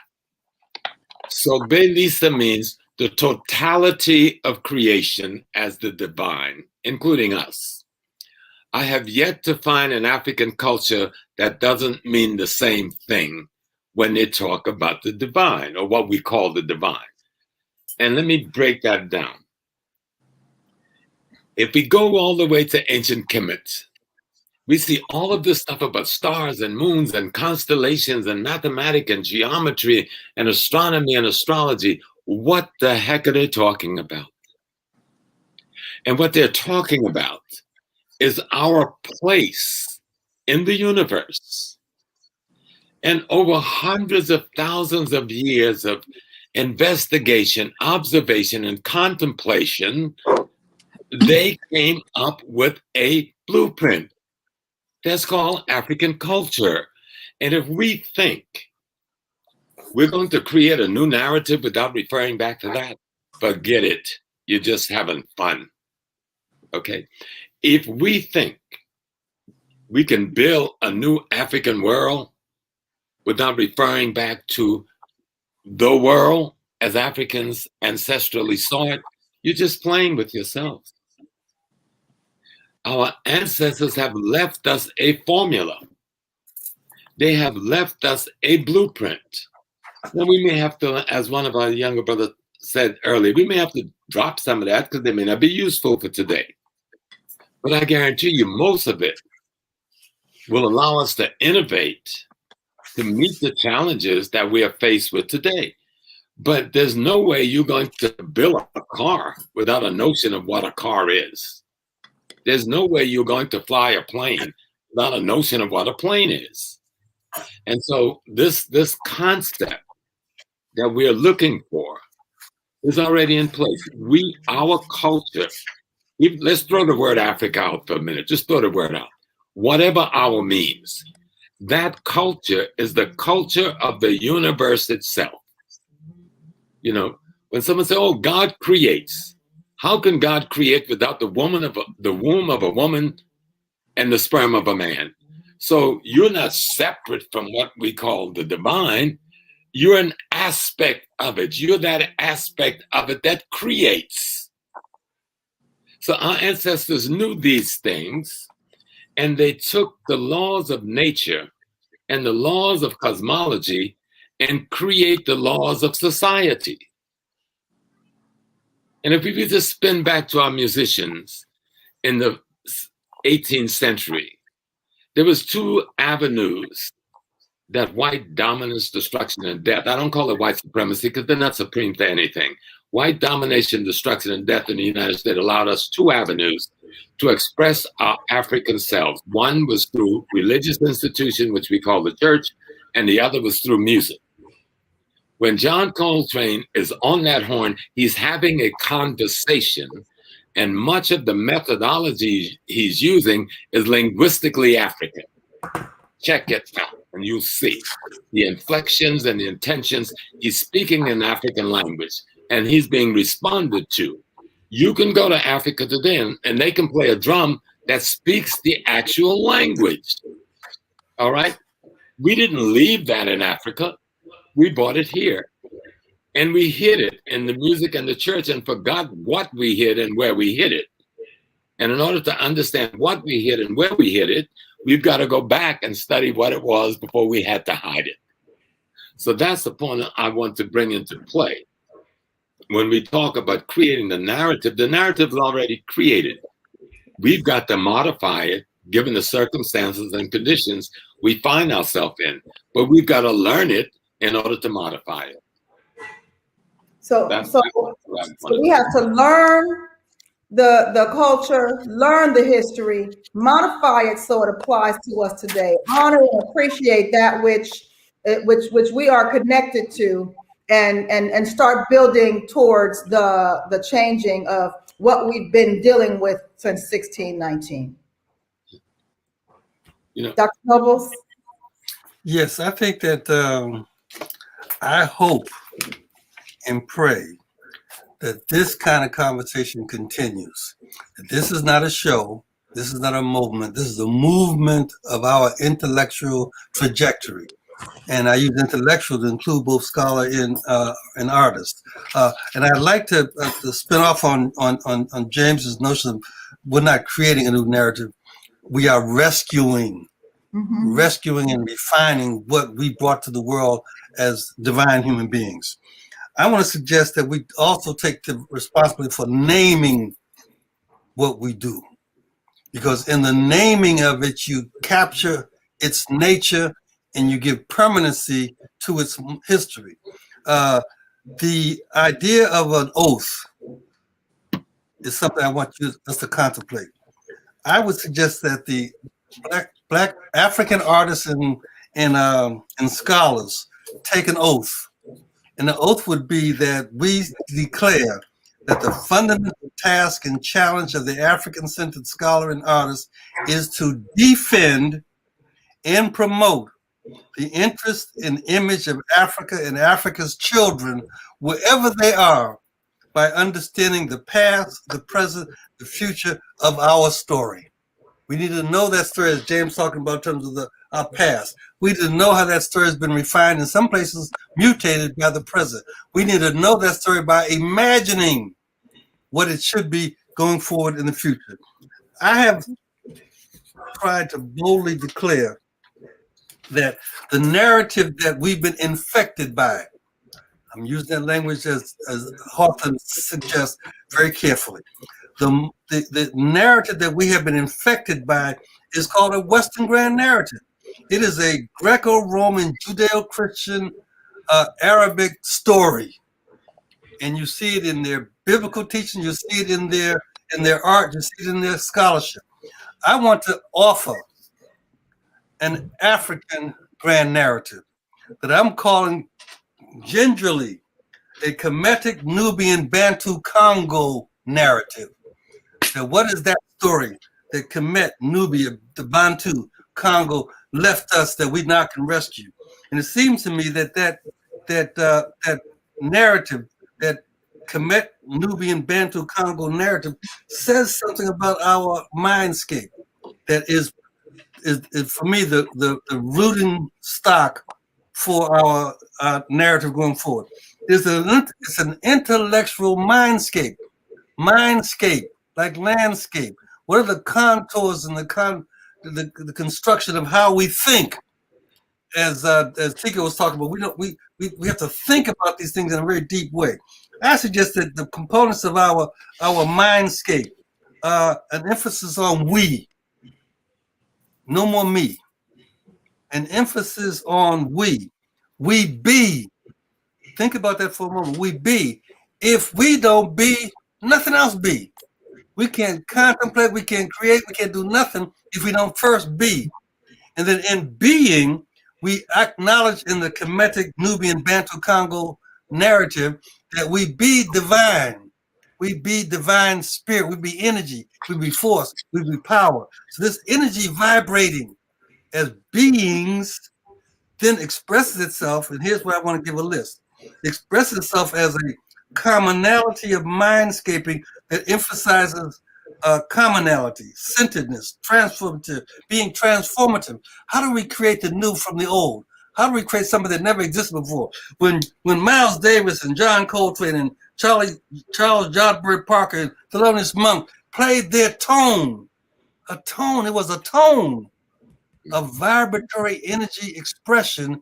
They were talking about both transformation and transcendence at the same time. So let's talk about, as artists and scholars, how do we engage in a craft that deals with transformation and transcendence in improvisation and inspiration? How do we engage in this the centrality of Afrocentricity by talking about agency and not being on the perimeter? How do we deal with revelation? How do we take, and now I'll start with this, how do we take the Bantu Congo system of the 4 moments where we begin in the Musuno, conceived in the invisible. We trans over the Kalunga line and come into the reality of the material world, and we become black. In the Congo, it's called Kela. You become black. It's the birth of being. And from that, we mature to something called the Tukula. And the Tukula is the clarity of who we are. We should be not the infected narrative, but the illumination narrative, to illuminate who we are at the Tukula level. And then we go from that to the transition back into the invisible. See, in all our conversation today so far, we never have talked about how we be in the invisible realm. Because the Western grand narrative said that's that ghost stuff, that's the spooky stuff, that's the dead stuff. But how did we walk in the invisible realm before we transitioned into the visible realm? And what did we carry into the visible realm from the invisible? What did Big Mama and Papa imagine when they were in the hush harbor dancing around a big pot? How did they imagine that they could be free when everything around them said that they were less and they were enslaved? Right. That's the 4 moments of the sun. So how do we then let's declare ourselves of taking responsibility. See, it is a declaration. A declaration. The European notion really talks about not declaring, but comparison. That's what Molefi is talking about, that racial ladder is a ladder of comparative hierarchy, and we are on the bottom. That's their motto. But our motto says that we're not declaring, we are not comparing, we are declaring. I declare myself to be, and declaring myself to be, I am divine. Yes. Now let's take art and science and work through that. Let's work through that idea as a grand narrative. And so I want to offer to us to think about that rather than look at the invisible Greco-Roman, Judeo-Christian, Arabic narrative. It's all visible. We think it's universal. It is not. Rather than fight with that, let's declare that we are the children of those Africans that at one point expressed themselves in Kemet, in Nubia, in Bantu, in Congo, and they left us footprints to follow, to pick up. That's how I believe we rescue our grand narrative, and then give our children's children responsibility to look at us and critique us, and at some point in the distant future, say to us, you made a mistake, and we're going to correct that. As we now can declare to our ancestors, you made a mistake when you internalized that the church was different from the God's music was different from the honky-tonk music. You made a mistake.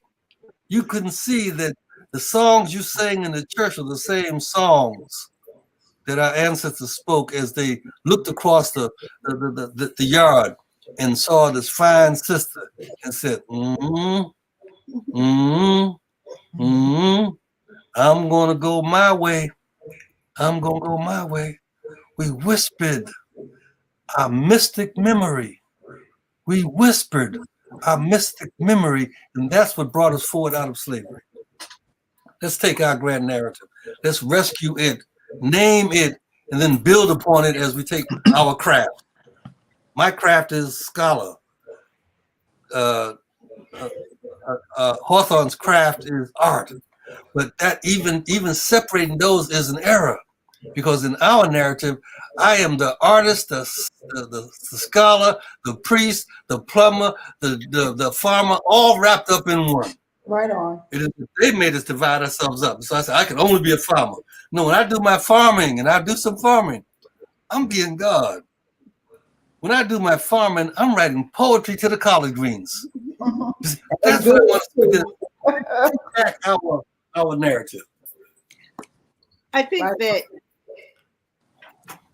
that thank you so much, Baba Wade. You know, I think there's something that we have to take a look at.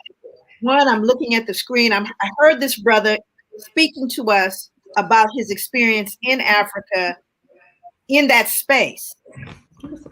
We need to bring, and I really feel like it's important. I've spent a lot of years on this, but we're passing the baton to someone. And it's that audience of people that we need to become part of this conversation, because they're not present here. And what I mean by that is that we have to be intentional about how we are passing this information along, and to be able to listen to them, to listen to those voices. I heard this brother talking about something going on in Africa, because you see, Africa, it has another thing, and materialism has poisoned, born originally in Europe, has poisoned everything. And we are, before you can really give somebody that real deep spiritual food that you're talking about, Wade, before you can do that, if they're hungry, you have to feed them so that they can think and hear. So there's some practical aspects of this that I think become very important. I work on the ground. I work, hands-on with folks. And these are people that are saying, that don't have this information, that are hurting, that are angry, we got parents in the house scared of their own children. These are the realities that are facing us. So we have to be able to fold this information as elders into a way that people can consume it. Because I'm telling you, this rich conversation we're having here, we need to bring, the one I saw when I was particularly in Ghana was a transference of knowledge intentionally, whether it were people who were artists or craftsmen or going to the wood village, you're seeing the transfer of knowledge. And we got to get back to that part, because there's a conversation nobody's hearing. They're not in this conversation. I had a young brother say to me, I ain't no African. I ain't no African, right? And I totally get why he was there. What did Africa ever do for me? No, absolutely no knowledge of who he was. And so for me to work with him, I had to find out what was wounded, where I could extricate that doubt, because I know that he feels me. Because the one thing I know developmentally is our children feel it faster than any child. Our children can read you at 4. Yes. They can read your behavior. They can read your motivation, and their hearts get broken. And I wanted to say also, I'm not certain who said it, but when I talked about vetting people before we put them in front of our children, or these people that come into our communities, some of those people look just like us. Okay, they look just like us. Be clear. And so we have to begin to be able to transmit this rich tapestry of knowledge, past, present, and future, to the generation that's going to hit the tape, because Joy ain't hitting the tape. I'm not going to hit the tape. But I'm not going to be one of those people that drop the baton. I'm not. I'm going to get it into the right hands. And that's where this conversation has to go, right into the hands of those who are going to be hitting the tape in this race. And it concerns me. It concerns me when I hear about, the kidnapping of the girls and all the stuff that's been happening. We gotta face that up front and personal. We gotta deal with our own house, and we have to understand we are a we. If we're a we, then everything that's going on in Africa is not foreign to me. Right. And yet, as an African American, what we have to give and bring is phenomenal to Africa, and vice versa. Are you following me? Yeah, so I think that there's that piece that I think that somehow gets missed, that it is a we, which means that we both areas, both people, Black people, all dispersed throughout the diaspora, have something to lend to this process of changing a continuous upward trajectory. Yes. I just wanted to, if I could, I just want to really reinforce that, because I think that is a powerful statement. And it's a powerful statement because on the ground where I work, that's what I see. And I think, Sister Joy, you're right. You're right on. You're right on the Monday. And I want to say that the grand narrative that Baba Wade spoke about and that Baba Small spoke about, I think that grand narrative has to be taught. People just don't. People need to know. This is why I used to say, and I said it years ago in Afrocentricity, that consciousness precedes unity. We can't just assume that people will know. We know, we understand the beautiful Kemetic, Nubian, Bantu, Congo view, but the masses of our people don't get it. And that's where we have to do the groundwork. That's where we develop consciousness. And that, to me, seems to be at the practical level of getting people. And this is why I say that for me, what I have tried to do and work with, and what we do at Temple, we say that if we can get people to say that they will center themselves, so that they began to think as artists, they began to think as scholars. As an African, what do I know, or do I know enough to not only defend, but to advance this declaration that Baba Wade is talking about? And I think that that's the point. But I just wanted to, I was just so passionate about what Dr. Joy said. I just wanted to make that reinforcement. The conversation we're having here is quite important. I know Dr. James wants to get in, Uncle James. I'm also going to ask Tico or Seun or Hawthorne additionally to speak up after you finish with the floor, Uncle James. Yes, it's going to be quick. We're not fighting a battle in a village anymore. We're the largest population in the world, nearly 2+ billion people. We scattered all over the earth. And so we have to realize how big the thing is we're fighting. And to carry out, to move in the direction that Sister Joy, Dr. Joy, was talking about, it means we have to change the curricula of the entire nation, change the curricula of the entire continent, and that should be a movement. Yes. Tico was talking about how the middle class wasn't involved. And I think, Brother Tico, it's because they don't know how to get involved from where they're at. That's right. And how do we say, take the skills that you have, the tools that you have, and help us transform the institutions that give information that leads to transformation to our children.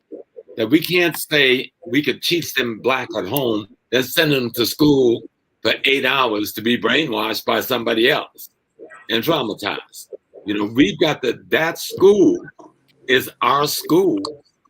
If we are in Nigeria, and I've been very involved in Nigeria over the last 6 months, dealing with the whole issue up in the north, dealing with the Fulani piece and the other pieces, and looking at what the Yorubas move is going to be right now, and in Ghana, very much. And of course, our heart is broken about what just happened with our president in Tanzania. But I am you, and you are me. There's an old word, it's called lukomi. It means I am you, you are me. Someone has separated us, but that's the war we're fighting against. They've put us in different parts of the world.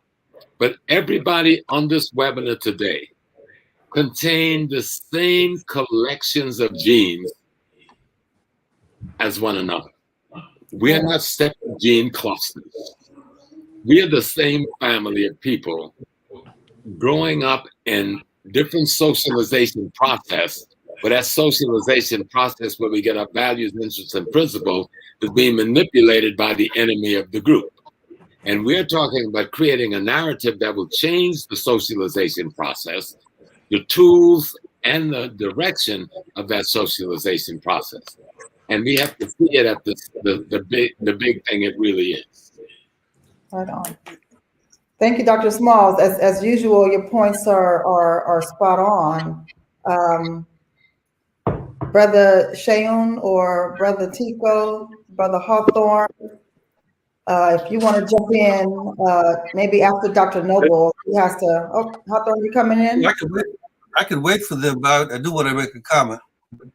I can wait to hear from Tico and Hawthorne and Cheryl. I think Hawthorne taking. Yeah. Yeah. So. Go ahead, Hawthorne. If you don't mind, I have to say that Dr. Noble, going back to that language thing I talked about, boy, did you step into it, because you said something about fine women. Well, you stepped into that toxic masculinity, because that has become a weapon. Instead of being able to be men, it's toxic now. That's the whole thing that I keep harping about, taking control of our narrative. Going back, everybody's talking about everyone, and I'm listening to people whose expertise is just mind-boggling. But going back to Africa and being men and teaching men and being women and teaching men, it's like something's wrong with that. I love being a man, and I love specifically being a Black man, African American man, a Moorish man, whatever you want to call it. And I just laughed, when I heard him say that fine woman. It's like, wow, how could that now? They want to turn that into a negative. They want to turn us into a negative. The images that we have seen on television are just disgusting to me now. Truly disgusting. And how we have to turn, and it's like a perfect example of it, how now that we have become, Black people have become the face of hatred. We're the ones that they're talking about are racist towards Asians. Where did that come from? Every time I turn around, they're coming in with a new game. This is the new game today. Yeah. What I specifically want to do is to be able to take that narrative, and we have to pool our money. And that's the bottom line. We have to pool. Africa is the richest continent on this planet. When I was in Africa, I listened to these guys, and I found out recently, within the last year, that they were CIA agents, white guys. And they talked about, they were laughing and joking. I mean, they said, things like building a mile of road in Africa. A mile of road, and I don't have the exact numbers, I don't remember, but let's say building a mile of road in the US would cost $200,000. In Africa, they were charging $2 million because they knew they could get away with it. Yeah. And they talked about that in front of me because I was an African American as opposed to an African. We have to stop putting ourselves in that condition that we, like everybody's been saying, that we separate each other. We really are one people. And we have to come to understand that. But my concern all the time, and I will say it, and I don't take it lightly, I, as an African American man, have to get my house together first before I can put anybody else's house in order. I can say to you that, why don't you clean up your pile of dung in your yard? Because it's a big pile, but in my yard, I got a small pile. I have to clean up my small pile first before I can tell my neighbor how to clean up theirs. Right on. I think this is one of the points of this conversation too, that we all are working together to make sure our pile is clean. So again, thank you all for participating in the conversation. Tico, you're smiling. I think you have something to add.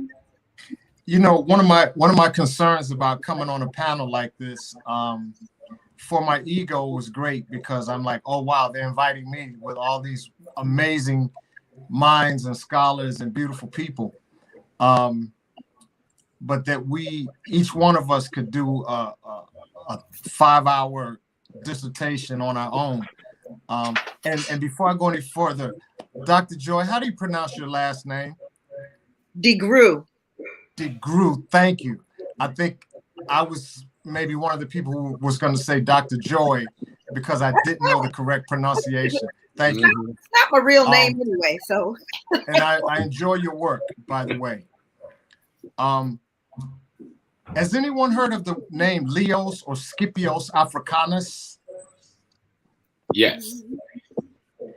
So there's this idea that someone named the continent of Africa, that possibly was not even indigenous to that region. That's a myth. No historical foundation to it at all, and that's not where the name came from. Where did the name come from? Do you know? It came from one ethnic group of Africans that lived in what we now call Algeria and Tunisia. Their ethnic name or tribal name was the Afriye. They were Afri. That ka that gets into the language is the Roman acronym for land. They were going to Afri land because we get it from their literature. They were going to Afri land where the Marouche, the blacks, live when we deal with language. But the word got spreaded by the Arabs and then the European to the whole continent, because that's not what we called the whole continent. That was one black ethnic group in Northwest Africa. Thank you for clarifying that. It's a huge misconception out there. Yeah. So in regards to that, there is no true African. When you talk about a landmass that is so large and so many hundreds and thousands of tribes that were their separate contained entities, we even have to look at that word Africa, African. But may I help you with that again, Tico? Because I understand. Tico. Forgive me. Mm-hmm. There is a one Africa, because we confuse tools of culture with the philosophical and the world science view that the tools of culture are trying to disseminate. If I live in the desert and I want to use a tool to express love, I don't have any greenery, so I'm going to use sand. But if I live in a place where there's greenery, I still want to express love, then I will use something green or something growing. If you study African culture, the undergirding of every single one you can pull out is absolutely predicated on a relationship to cosmology and ecology as intricate partnership with the human beingness that they have become. The tools may be different, the language may be different, the location may be different, and the time at which that group found themselves in that location and began to try and determine their teaching tools, which is the culture, may be different. But look at the undergirding philosophy. It is universal to the continent. And if you, and let me give you one more thing that I learned by accident. I grew up in a plantation in South Carolina. There's a little church called St. Anne Baptist. And they used to clap a certain rhythm, the same rhythm every Sunday. And you can hear it reverberating in the woods. So I remembered it. It stayed in my brain. I'm in Ghana one day buying a drum, but it was Juma, and the Muslim brothers was all the way. So I started beating this. The only rhythm I knew was the one from my church, St. Anne's Baptist, out on the drum. And here come all these men rushing with sticks and stones. And I panicked because I thought they thought I was stealing the drum. The brother who was with me explained that I was there to buy a drum. And they explained that the rhythm that I was playing was a distress call for help. So that rhythm that I learned in my church in South Carolina, that Africans who came from Africa retained in their consciousness, and it became one of their favorite rhythm, was a distress call for help that they were tapping out to the universe every Sunday. And I didn't know it until I was a man of 45 trying to buy a drum in Ghana. So these are the kinds of things that history, study, and culture will help us, and intermingling with one another will help us to grasp, because the power that I hear from you when you were first talking, and I know you didn't say a lot of things, you have made a very powerful study and effort of how to cause this new narrative. And so any assistance I can be, even outside of this discussion, like I'm sure all of the other brothers and sisters are, we are here. Yes, indeed. I appreciate that, because my vocabulary in the African culture is very limited. I want to offer an alternative thought pattern. One is there's been several studies about they were here before Columbus, talking about the Western world. And when people say that life was going on in Africa for 70, 80,000, 100,000 of years ago, I question that, because first of all, who are the archaeologists?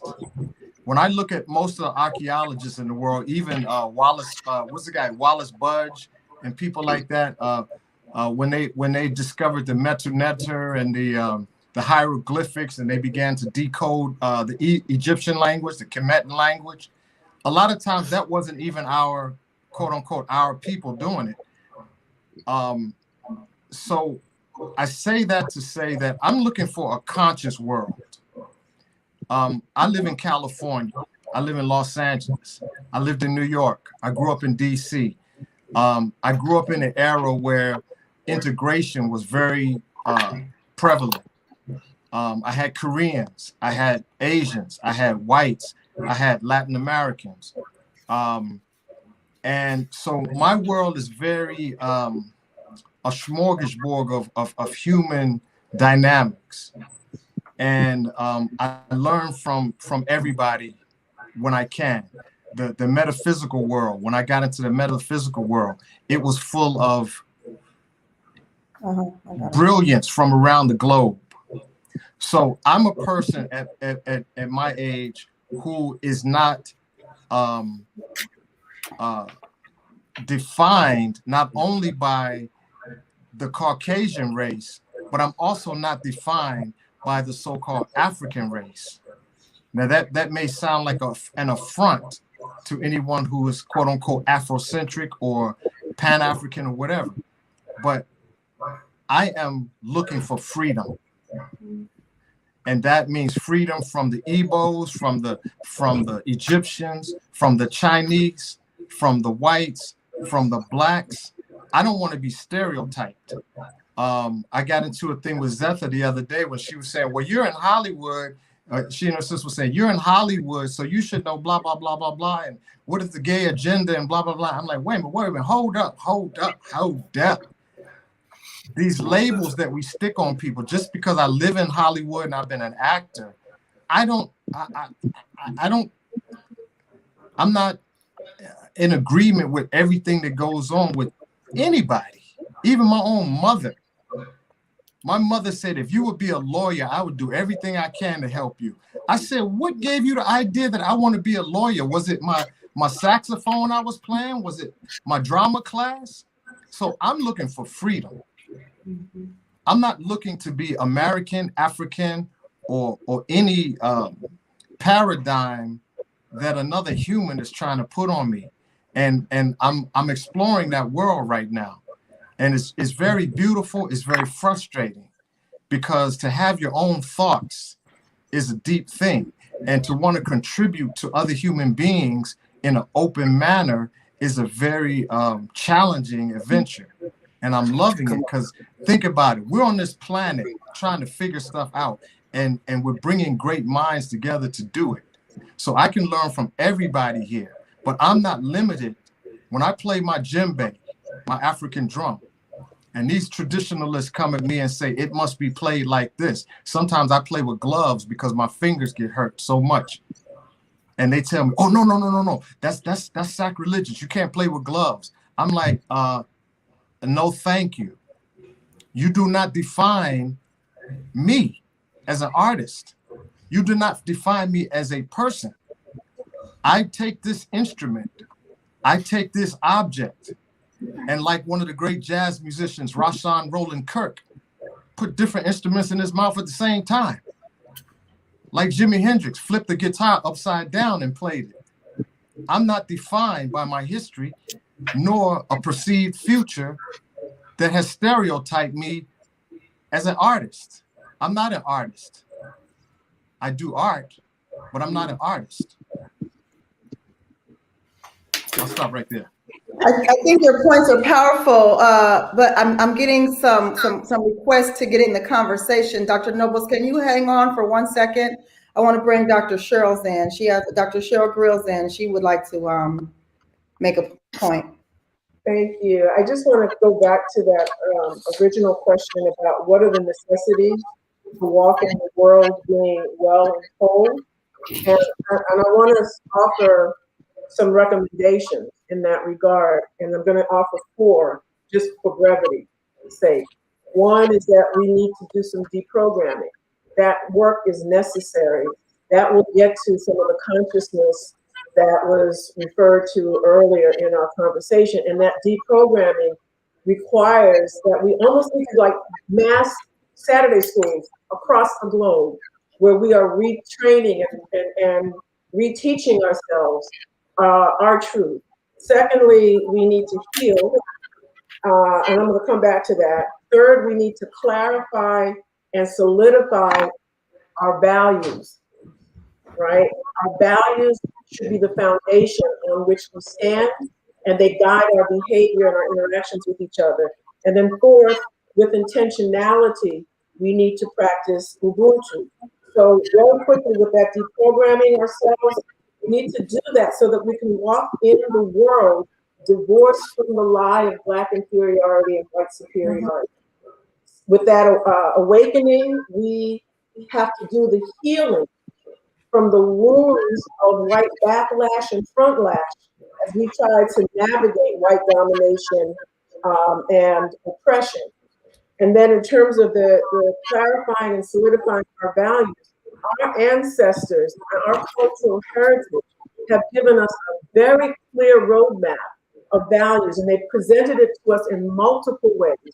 That says these values, we center them, then we understand that at the base minimum, we need to be in right relationship with the divine and with each other. And time doesn't allow me to go into what those values are, but there is clearly a set of values that helped us to survive against the odds.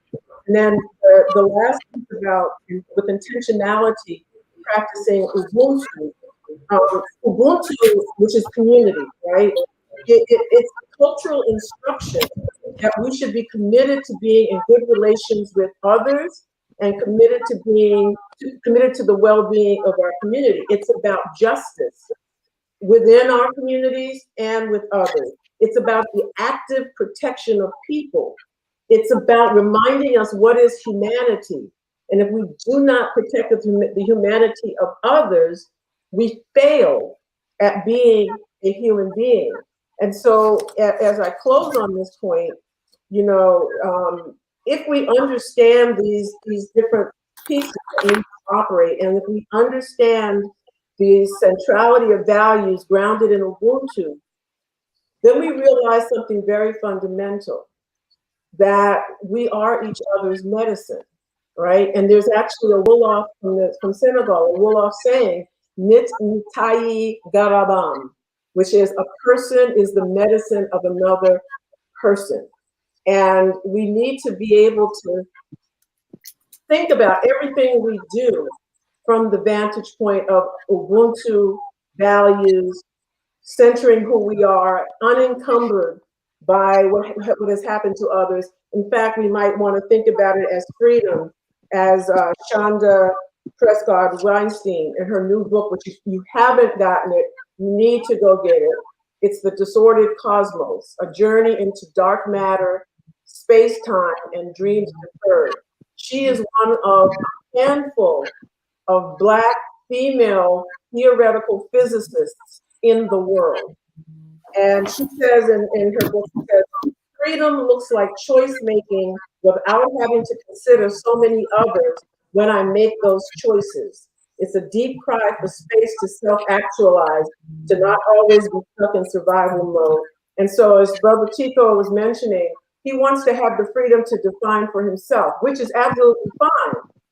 But in an African worldview, though, we are balancing that with Ubuntu, right? That because if I'm concerned about and I am respecting some of the cultural principles of our community, and I'm concerned about the community, by definition, other members of the community are doing that back.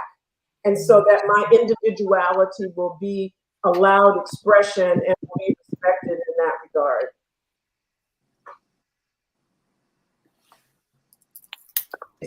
I think you summarized that so well, and I love how Tico's comments preceded yours in such a way where they almost synced together like that. So that was definitely, you know, the work of the ancestors to bring those points some real clarity. So thank you, Tico, for being real transparent about who you are and what you need. You know, we're talking about that too. What you need. What you need is freedom. So that's really important that we, all of us as African people, we are, you know, part of the oppression is keeping us from being free and living our true selves. So thinking about all that's been said today, I think freedom really is the ultimate goal for all of us. So thank you for that synergy right there. And I know that Dr. Nobles was raising his hand to jump in. Dr. Nobles, do you have a comment that you wish to bring into us? Yes, I think I do. I wanted to point out that there's an adage that has haunted me for a long time. And it says that you're always limited in what you can know, not what you do know, even though you may not know what you know. You're always limited by what you can know, by what you do know, even though you may not know what you know. And so as we're struggling with knowing, we're limited by what we already know. And most of that is captured in our personal experiences. But we're limited in what we can know, even though we may not know what we know. It is the may not know what we know that is intriguing. Because I believe in what Africa has taught me is that we are spirit beings, and that our spirit is a knowing and knowable energy. We don't know what our spirit knows, but we can interrogate it with certain kinds of activities that reveal what the spirit knows. There are 3 E's that I would like to share with you. Essence, experience, expression, or essence, expression, experience. The essence is that spirit energy that makes us human or makes us spirit being. The experience or the expression is how we do that. How do we do spirit? How do I do me? That's an expression. And then the experiences I have inform both my experience, my expression, and my essence. I've been blessed to travel around Africa and talk to different folk and different people, and some are way far more intelligent than I could ever imagine. So my experience has been shaped by that. But what is common through the African world is that we have an essentiality of being, essence. And that essence, we're struggling on this conversation, I believe. We're struggling with it because we're engaging in the technology of languaging. How do we language, give words to what we are trying to express from our essence? I don't want to be too esoteric here, but I want you to see this, that languaging is more than words. We trip off and sometimes default by just using a certain word that knee-jerks us into a space that is not the intentionality of the communication. Languaging is important, and language has to do with meaning. So if I say we are we and there is no me, we are we, and that there's there is a global African family, then how do I engage in that in terms of my academic work, my scholarly work, my working in the streets with young thugs and with just released murders from Richmond, California? All that stuff is tied into languaging. And so if I can come back to this tape can be a tool of dissemination of conversation throughout the African world. We're not limited anymore. You don't have to say, how do I get Tico to come to Alabama to give a lecture? This tape can go anywhere in the world. So we have a powerful tool that we're not looking at. This technology, this information technology is our new talking drum. Mm-hmm. And just the way James beat that beat from his church now in Liberia, this tape is a talking drum. We can take this tape and create classes throughout the African world. And if I can end with this, take this tape and have classes with the children of the middle class, of the paramount chiefs, of the rulers, because they're the ones who are going to inherit the wind. Yes. And if we can get them engaging in the praxis, not practice, the praxis of thinking, we change the African world. Yes. Just with this little thing that we're looking at now, this thing that we are talking about, this instrument here is been forced on us. We're Zoom people now. It's being forced to be Zoom people, but we can take that Zoom and turn it around and educate the entire world in 1 hour. Imagine that. We can give a message to the entire African world in 1 hour. Every generation. Thank you, Dr. Noble. This generation. Our generation is to change the African world. Right on. And that change the world means to raise up the we and to put down the me. Yes.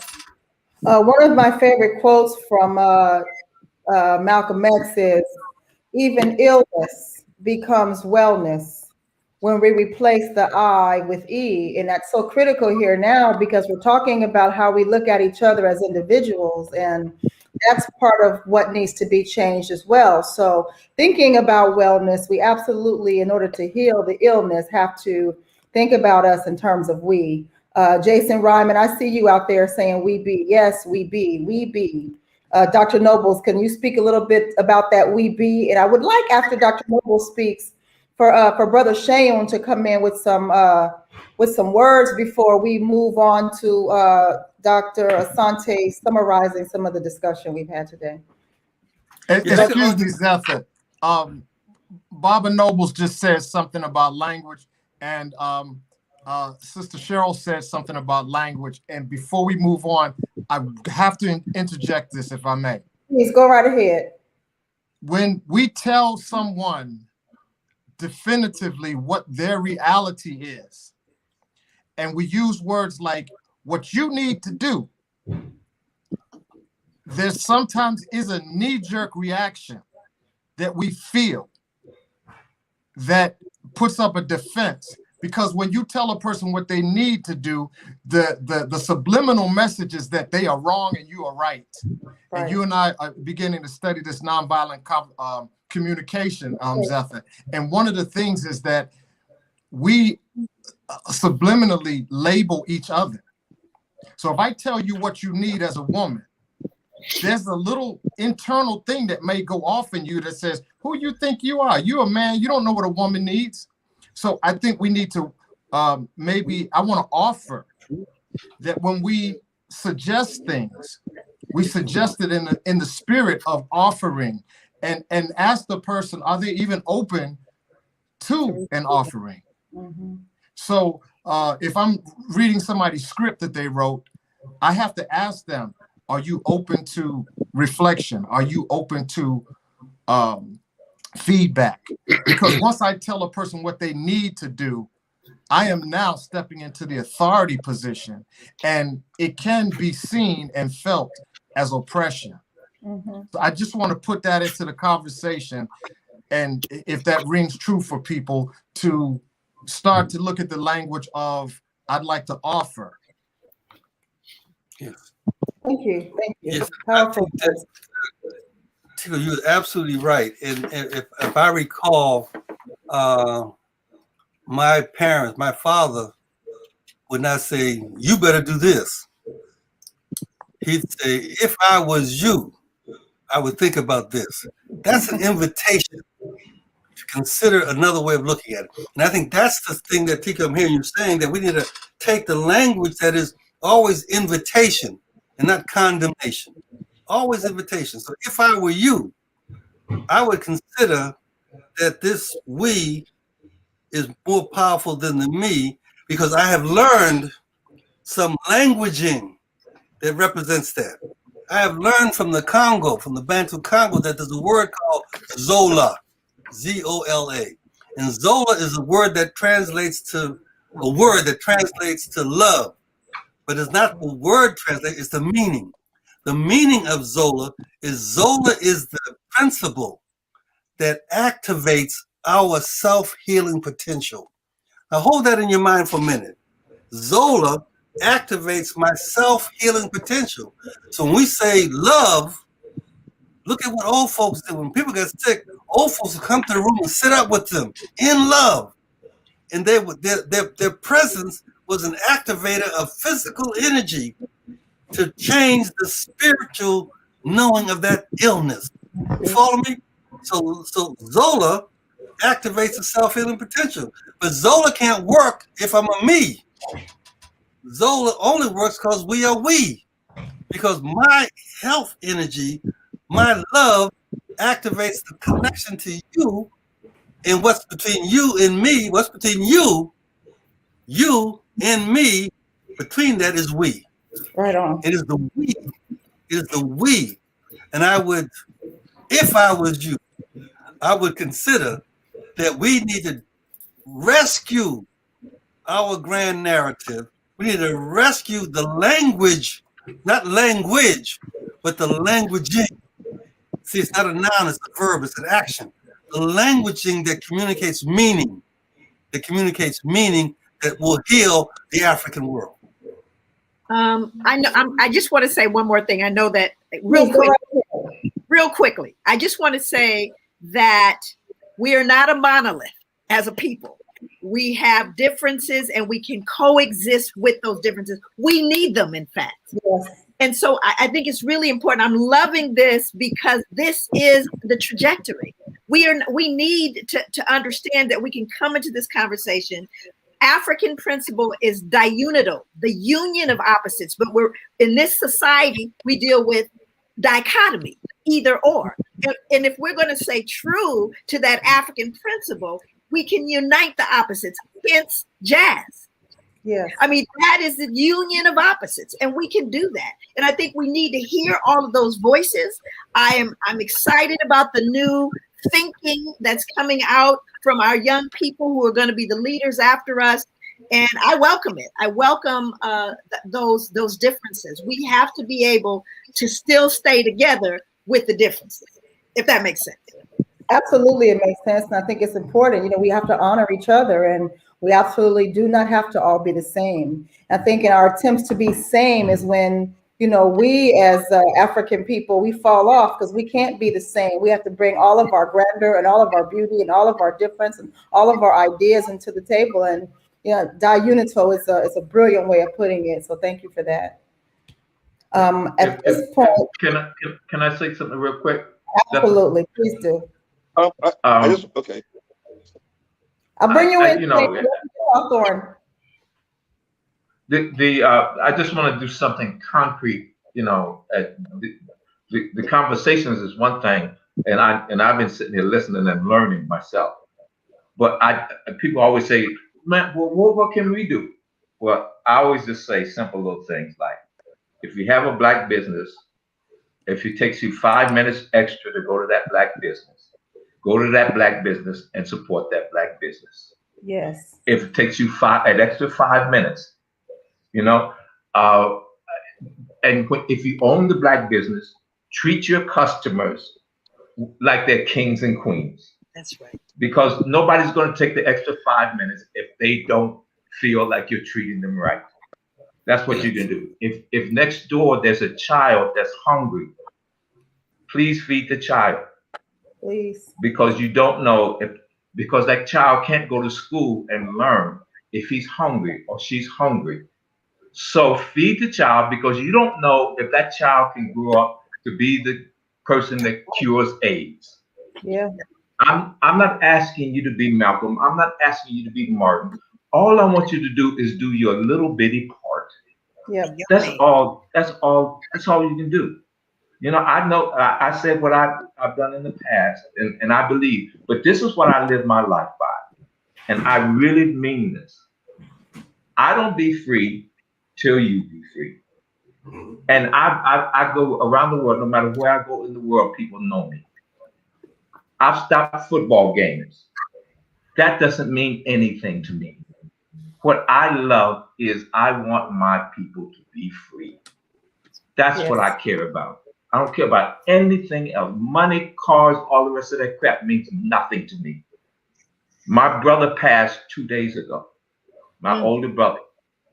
And I don't say that, none of that something. I say that because of the fact that my brother passed and he didn't see the progress that we need to see. Just like my parents, my grandparents, my great-grandparents were still in the same damn boat. I did a play 4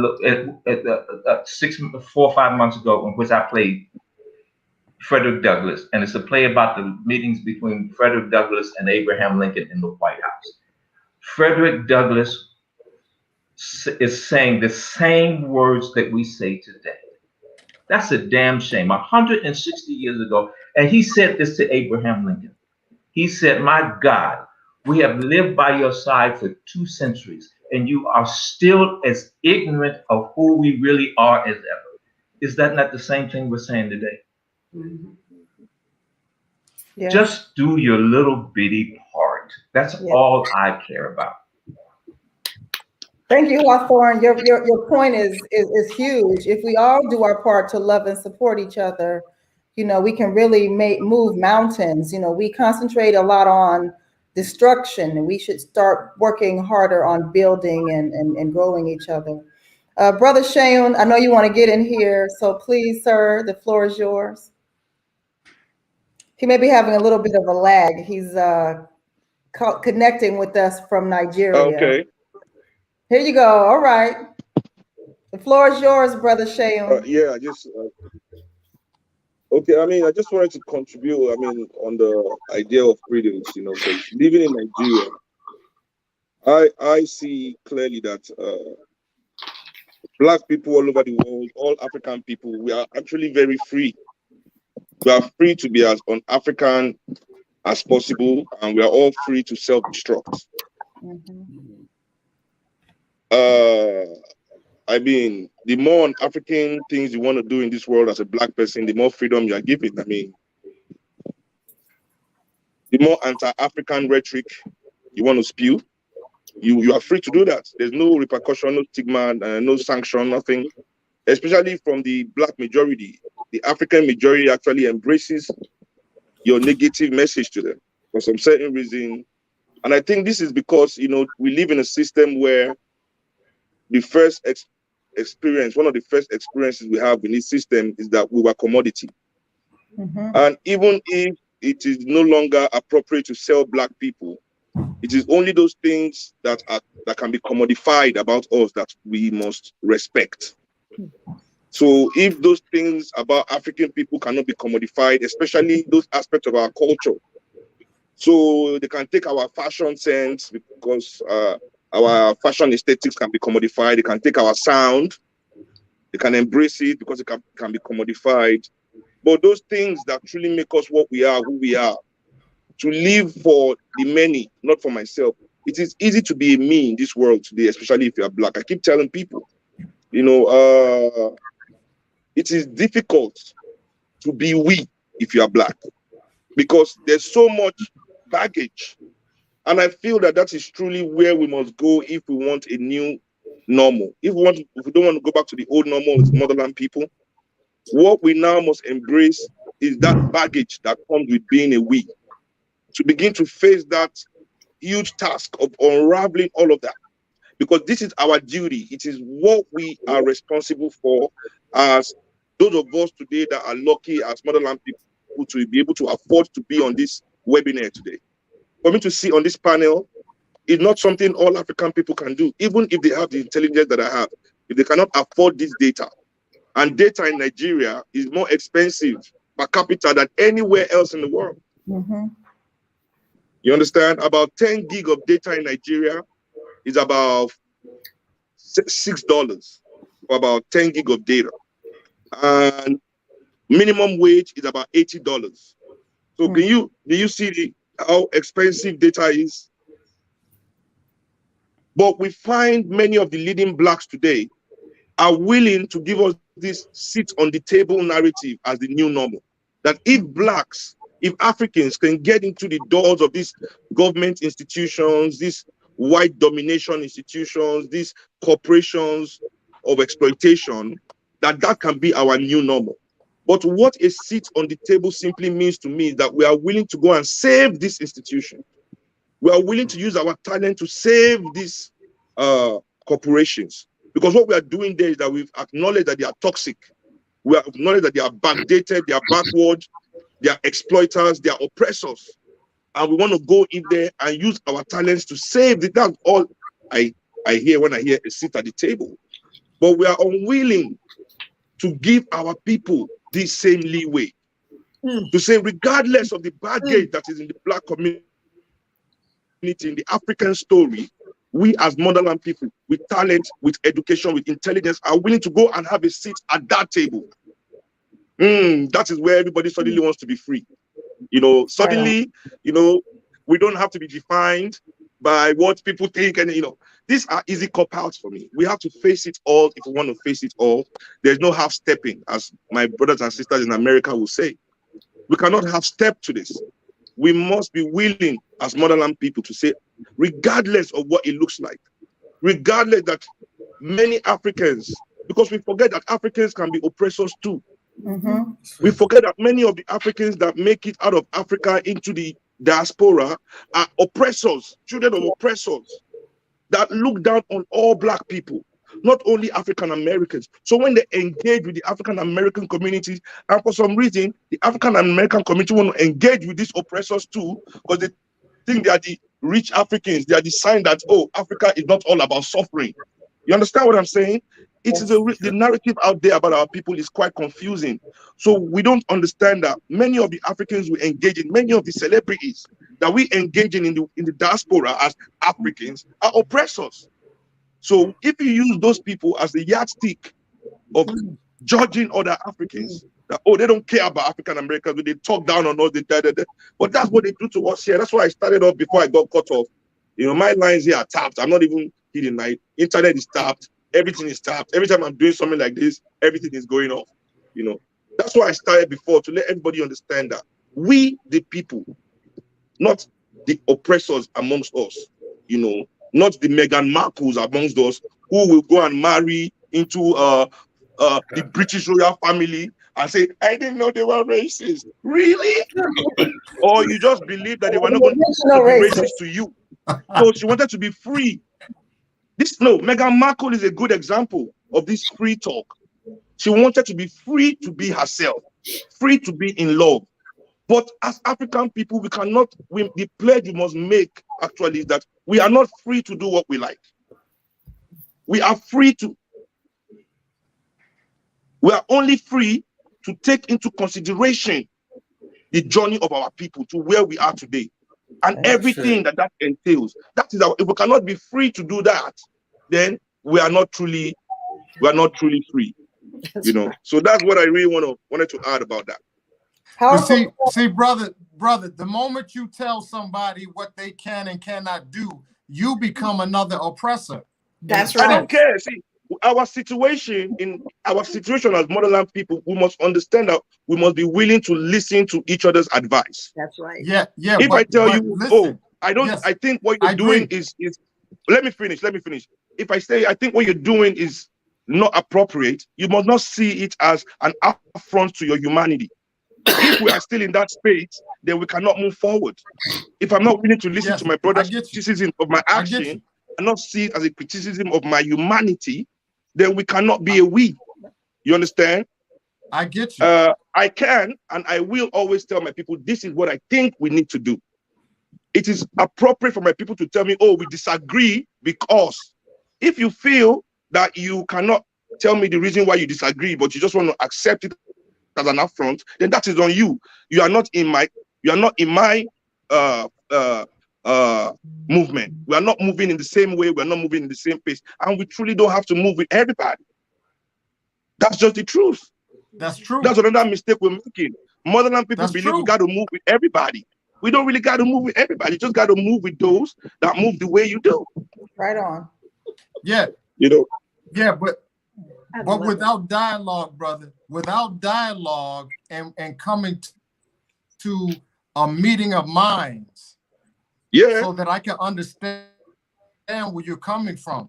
If I can't understand where you're coming from, like I had to say, Sister DeGruy, there's something about. So if you come at me and I don't understand you, your point may not be as powerful, because I want to understand you, because you may have something that's valuable to my life and to the life of my other brothers and sisters. But if you come at me and there's no communication, then you may have a great point. As soon as I come at you with my mouth, we've started a dialogue, right? I did not, as long as I don't see my brother and just ignore, look away, right? Don't engage. As long as I engage, it is appropriate. I always say this, and this is why a lot of people, even in my industry here, do not. They are elders here. Let me not use my usual lingua. So many people don't play with me here. They are not my friends, you know, because I will not allow you to be toxic around me. Not even to me, but to be toxic to the larger African family. Right. You know, I'll call you out. So many people don't like that. You understand? Oh, he's calling me out, he's being rude to me, whatever. You know, but I've gone past that. You know, because we are adults, we should know better. We need to, African people, we need to hold people to certain standards, especially people with influence in our society, especially people that have the respect of our youth. We need to hold them to certain standards. We need to call them out. And if they cannot understand that being called out as an act of love, not being a hater, as everybody wants to say, then that's their business. I'm not going to baby you while millions of Africans are dying. Their lives, what we are discussing here is lives of millions of people. We're not discussing a day in the park. We're not discussing a fun part day at Disney World. While we are sitting down here in our comfortable homes, theorizing and discussing, millions of African lives are being lost every hour, every minute. All over the world. Yeah. So we cannot care that's about our own feelings. We cannot put feelings above the lives of people. So I don't care if I hurt somebody's feelings while I'm telling you the truth. I will tell you, you know, take it how you want. Can I say something? Can I share something? Brother. I'm in loving the discourse, Seun and Tico. Keep going. Brother, life and death to me, from what I've seen in my 60 years on this planet, are natural effect. I don't always like it, but sometimes we have glorified death as something that we can have an effect on trying to help people from dying, but death is like in this COVID situation. All of a sudden, death has become this new thing that we never saw before. people getting a cough, all of a sudden they're telling us that's something to be afraid of. Okay, we always have had death. Whatever created this universe, to me, created death. I didn't create death. I didn't create life. So yes, there's some but greater death. cosmos. There's some greater Avoidable. cosmos that created the world. Avoidable death, though, is not the same. You know. What you saying? Avoidable death, though, is not the same. When we have African people dying because of $3, I mean, this is not death. Yes. You know, I mean, we got the same thing over light. here. People dying in the streets, you know? Yeah, Bloods they're and Africans Crips to me. Killing each when other. I go to Skid Row in California, when I see those are African people, I don't see African Americans. I think African American is an oxymoron. How can you be an African and an American? You know, we're going to get back to that at some point. You know, we are either one or we are the other. You know, we are not both. We can't be both, because America is actively against the existence of Africa. So how can you be an African and then you're also an American that is against the existence of your first hyphenated identification? You know, this is the beginning of some of our, you know, madness. So we as motherland people, I see us as one. I don't go to Paris, into the suburbs of Paris, and see North Africans there and think they are, European Africans. So, no, those are not African people suffering. To the larger extent, we are connected to that. You know, so when people are dying that way, we can, and we have the opportunity to stop that. So I'm not saying people shouldn't die. People will die. Listen, I'd kill someone if it's necessary. So I'm with death. I understand death. I'm an African. You understand? We don't go to the store yet. I've been killing animals. You know, when I watch movies and they say, oh, you're a serial killer because you kill animals when you're a baby, that's bullshit. Sorry, pardon my French. From when I was a baby, I killed chickens, goats, rams, spill their blood, we cook it, we eat it. This is life, you know, life and death. You understand what I'm saying? So, but when we see people dying for $3, $5, these are things that we can stop. So I want people to die. Let them die, but I don't want people to die because of $5. Right on. Especially when they're African people. I'm not free to ignore that. I'm not free to neglect that. That is not the freedom I want to express. Hey. You know, so that's my point. My next talk is going to be between Seun and Tico. We're going to have just a couple of hours for Seun and Tico to sit here and share some of these ideas, because, you know, both of what you are saying are extremely powerful and absolutely need to be heard. Both of you come from different places, and ultimately, I think you're saying the same thing. You're talking about loving yourself and loving who we are as African people, but we're coming from it from two different areas. And I think that's with what Sister Joy is saying about we can all be, you know, we can all have our own. Tell me the word again. The diunital. Diunital. Thank you. Thank you. May I step in, Sister? Professor Smalls, I'm getting ready to call you into the conversation. You've got a lot of folks in the chat room asking for your flavor and your take on this conversation. So the floor is yours. It's not going to be a big dish. It's just going to be a teaspoon. The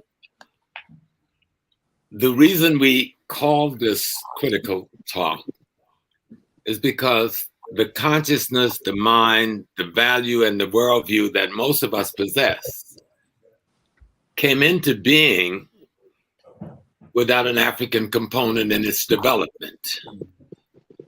And even in this discussion we are having today, one of the things that is very clear is that the African worldview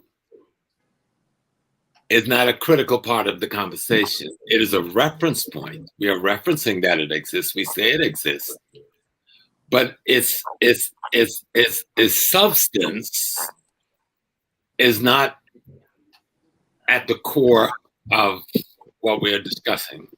But that's why we're discussing, because there is something missing in how we form our worldview and our consciousness and how we plan our projection for the future.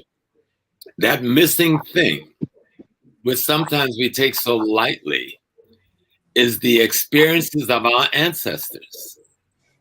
Let me make it kind of simple on the spirit side. Each one of us was given birth to by our parents. And the only thing they can give birth to, so I can deal with the question of death, is you give birth to yourself. So there is no death. Put that aside. African cosmology would explain that.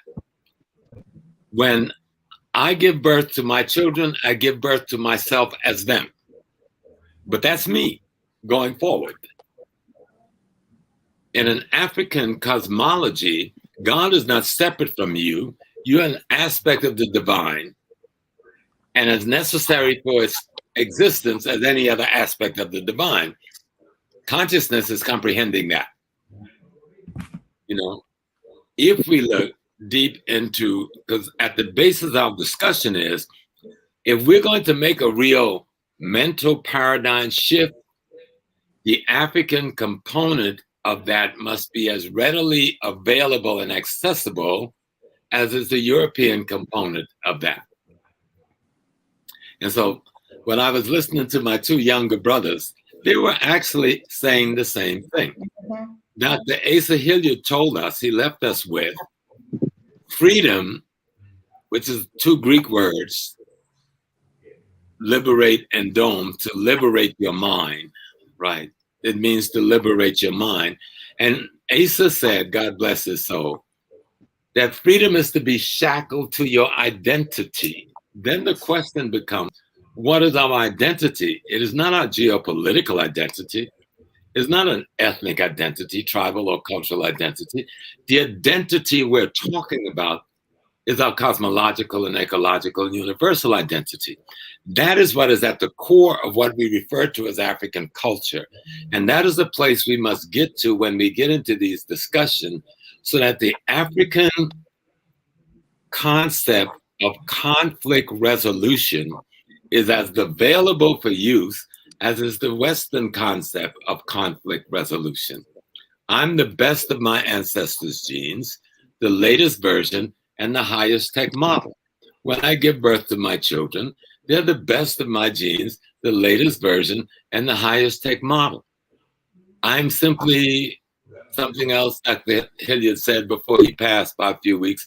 We are mere, and Dr. Noble's been saying all day, we are spirits in transition. Energy and matter neither can be destroyed. The 92 elements that make up our body, that's in the rest of our ecology, right? The energy that we can't see, that we refer to as spirit or soul, which has this fundamental relationship to this matter, does have a study, and that study is called African culture. And we need to refer to that study of the experience that this human being has had with cosmology and ecology if we're going to really come up with a way to reconstruct society and build a new kind of society that human beings can participate fully in. Wow. Thank you, Professor Smalls. I think at this point it's probably a good place for me to bring in Uncle Molefi. Uncle Molefi, can you kind of summarize some of the lessons that we have offered here to Facebook? And again, shout out to the viewers at Facebook. We see you. We appreciate your comments. We appreciate you being a part of this really important, critical conversation.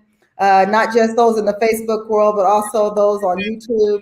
Make sure you're following HAPifilm. HAPifilm are producing some of the most important documents and some of the most important lectures that are out there for Black African people. Hawthorne, you're getting a lot of people who are offering their rest in peace or rise in power to your brother, and we also apologize and are sorry for your loss, Brother Hawthorne. Professor Molefi Asante, I'd like to for the table to you, sir. Yeah, thank you very much. This is an almost impossible task to try to meet the challenge laid out by these outstanding artists and scholars. But I'm gonna do the best I can. just to bring out a few points and then make a few remarks. I won't be long. I did see a very interesting question in the chat, which was, can Ghana partner with Nigeria in technology? And it raised, the question itself raised a very sharp point for me in terms of this discussion today. And it goes back to that whole question of consciousness. I mean, where are we? I mean, who are the Ghanaians and who are the Nigerians who are in charge? I think someone needs to mute. I'm not sure. But can Ghana partner with Nigeria? Can Nigeria partner with Ghana? I think that has to do with the consciousness of the people in the positions of power. And that, of course, is at the root of our conversation today. Dr. Noble started off by telling us that we did not drop out of the sky. We have a natural developmental trajectory. And then he mentioned that slavery and colonialism had impacted us. And he wanted to know, how did it redefine what it means to be human for people who are of African descent? And he said we were created as chattel, we were demeaned, we were denied, and that there were certain, that narratives allowed us to describe and prescribe the natural human path. And the narrative helps us to make sense out of our reality. And then he said that we are defined as less than often. We're forced to play out the white narrative in blackface. I thought that was a wonderful way to put it. And we became often by that reactive. Our images were developed in the white mind. And then Professor Smalls carried on with the new normal is our old reality, belonging to one another. That is culture, that we belong to one another.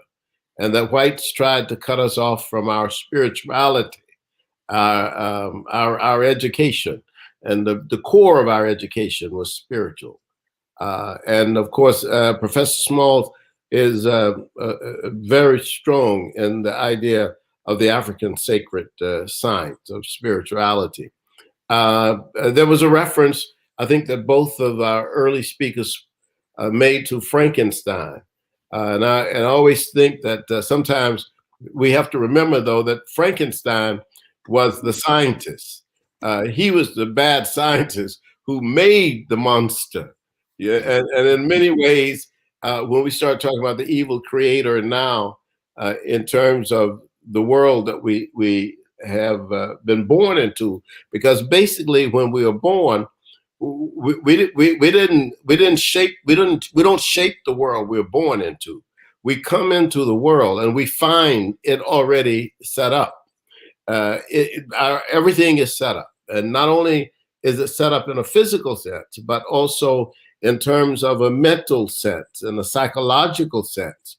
The motifs and the symbols, images are already established. And so part of our lives is devoted to working out our way around this maze.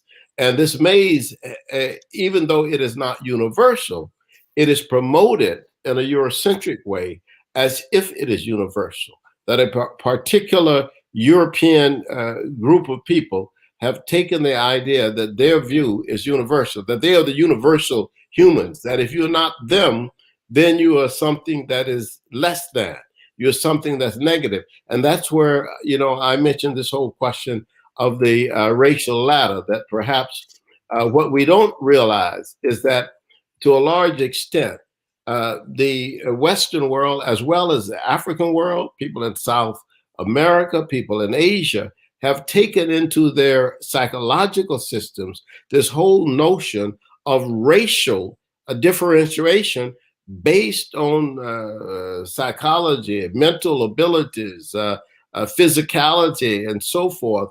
And they have these ascriptions that have been given have always been negative to African people. And part of our understanding, I think, comes when we have to see that we can change this. And this is where our artists come in, because Nigeria has to have a new vision of Africa. And I think that the Professor Small mentioned this. Nollywood must take our ideology to the world, with the African worldview. But here's the rub. The rub of this is that we must first know Africa.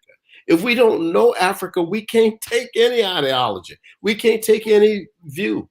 And the only people in the world without a people ideology are Africans, in a sense that we can package it. We can talk, as I can, and as all of the scholars can, of different parts of the African world. We can speak of the Ewe and the Asante and the Zulu and the Kikuyu. We know their languages and some of their words and symbols. But if you talk about packaging an entire African concept for the world, we don't have that. And that's why we are being harassed by the Christians in Nigeria, and we're being harassed by the Muslims in Nigeria, because they have an ideology. They have a worldview. The Arabs have an ideology, and the Europeans have an ideology. And they came to Africa with their ideology. And part of the colonialism and the enslavement of Africans really disrupted our sense of gaining this notion of unity. So we have to admit that we have to, first of all, we have to come to terms and understand that our liberation has not come. That's the first thing, that we are not liberated. And even if I am liberated financially or physically or psychologically myself, that as a part of the human population that with the African culture, I am not we don't have liberation. And that has been pointed out by so many people. The best way is actually, it seems to me, for us to understand that we can assert as artists and as intellectuals, we can assert a new architecton of images, of consciousness that will show us that if we arrive at the same concept of consciousness, then we can talk about African unity. But you can't talk about unity if there are people who never heard the word Zola, if there are people who never understood what Iwa Pele mean. They don't even have a concept of that. So we got to teach that first. Consciousness must be taught.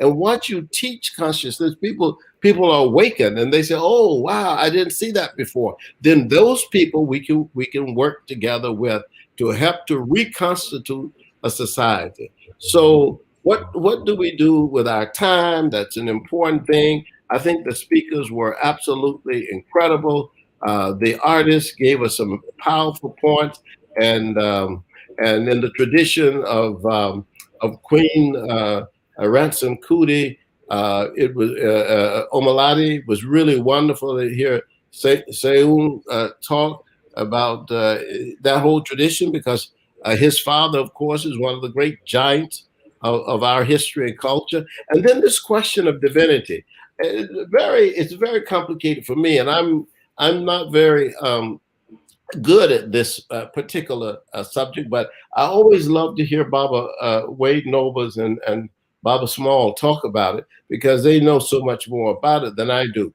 I have always said that divinity is creativity. In other words, when people talk about the creator in the ancient world, when you say the creator, when people say creator or the creator God, they're talking about the divine.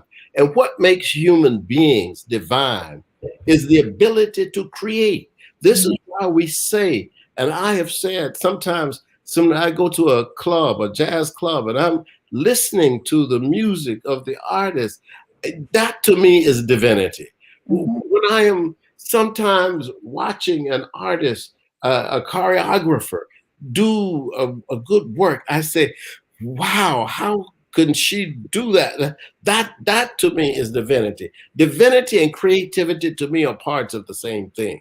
So to me, I think that what we have to see is that when we are talking about the divine, it's not something way off from us. It is always with us. And so finally, I guess I just want to make a note, because one of the brothers, I think one of the artists, I think it may have been Tico, or it may have been Hawthorne, who were asking questions about talking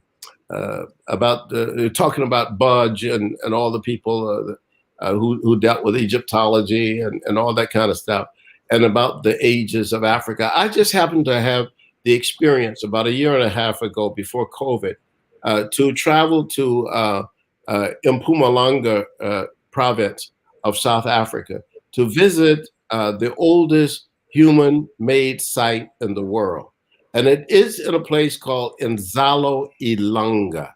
It's outside Mpumalanga, maybe about 25 miles. And what it is, if you look it up in Google, they call it Adam's Calendar. But this is because white people gave it that name, Adam's Calendar.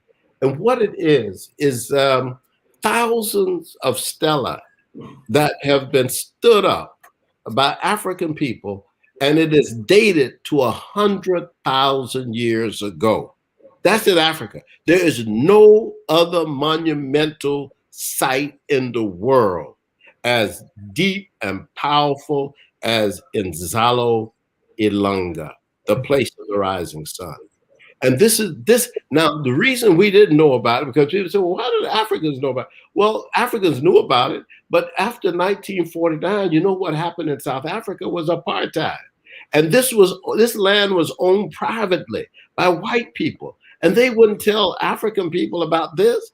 There was they didn't go around telling African people, oh, we found the oldest site in the world by human beings. So it was only after freedom came to South Africa that South African people discovered this. And then when I went to South Africa, I spoke to about 800 professors, and only 4 of them have ever heard of the place.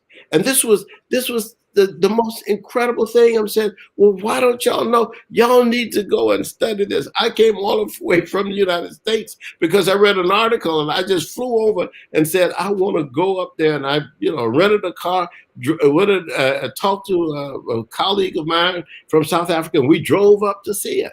This is the incredible thing, that Africa has yet to be revealed because we have been so busy fighting to gain a proper footing for ourselves after the colonization and the enslavement of African people. But I'm very happy today to say that given what we have seen here today, what Zetha has put on, what all you wonderful colleagues, brothers, scholars, sister scholars have done, I think that the political struggle for us is going to be a battle of metaphors, if you will. And that is, how do we define ourselves, but also how we continue to define the struggle that we're against. Because sometimes we don't even realize that we are in struggle. We haven't won. We haven't won the confrontation. If we had won the confrontation, then we wouldn't have to even be speaking like this. But we still are in the battle against European colonization. So I just want to thank you all, and and I think that we also need that oath to defend, but not just to defend, to advance the narrative of African people. Thank you so much, Uncle Molefi, for your words. You summarized the words of these scholars and artists that are here, and I appreciate that. One of the main points of having this conversation was discussed between me and my father, Dr. Nobles, and we're talking about the youth. So we've put in our input as scholars, and we put in our input as artists, but we haven't yet discussed what is the process of bringing out of our youth a passion of knowing and a desire to learn this critical information.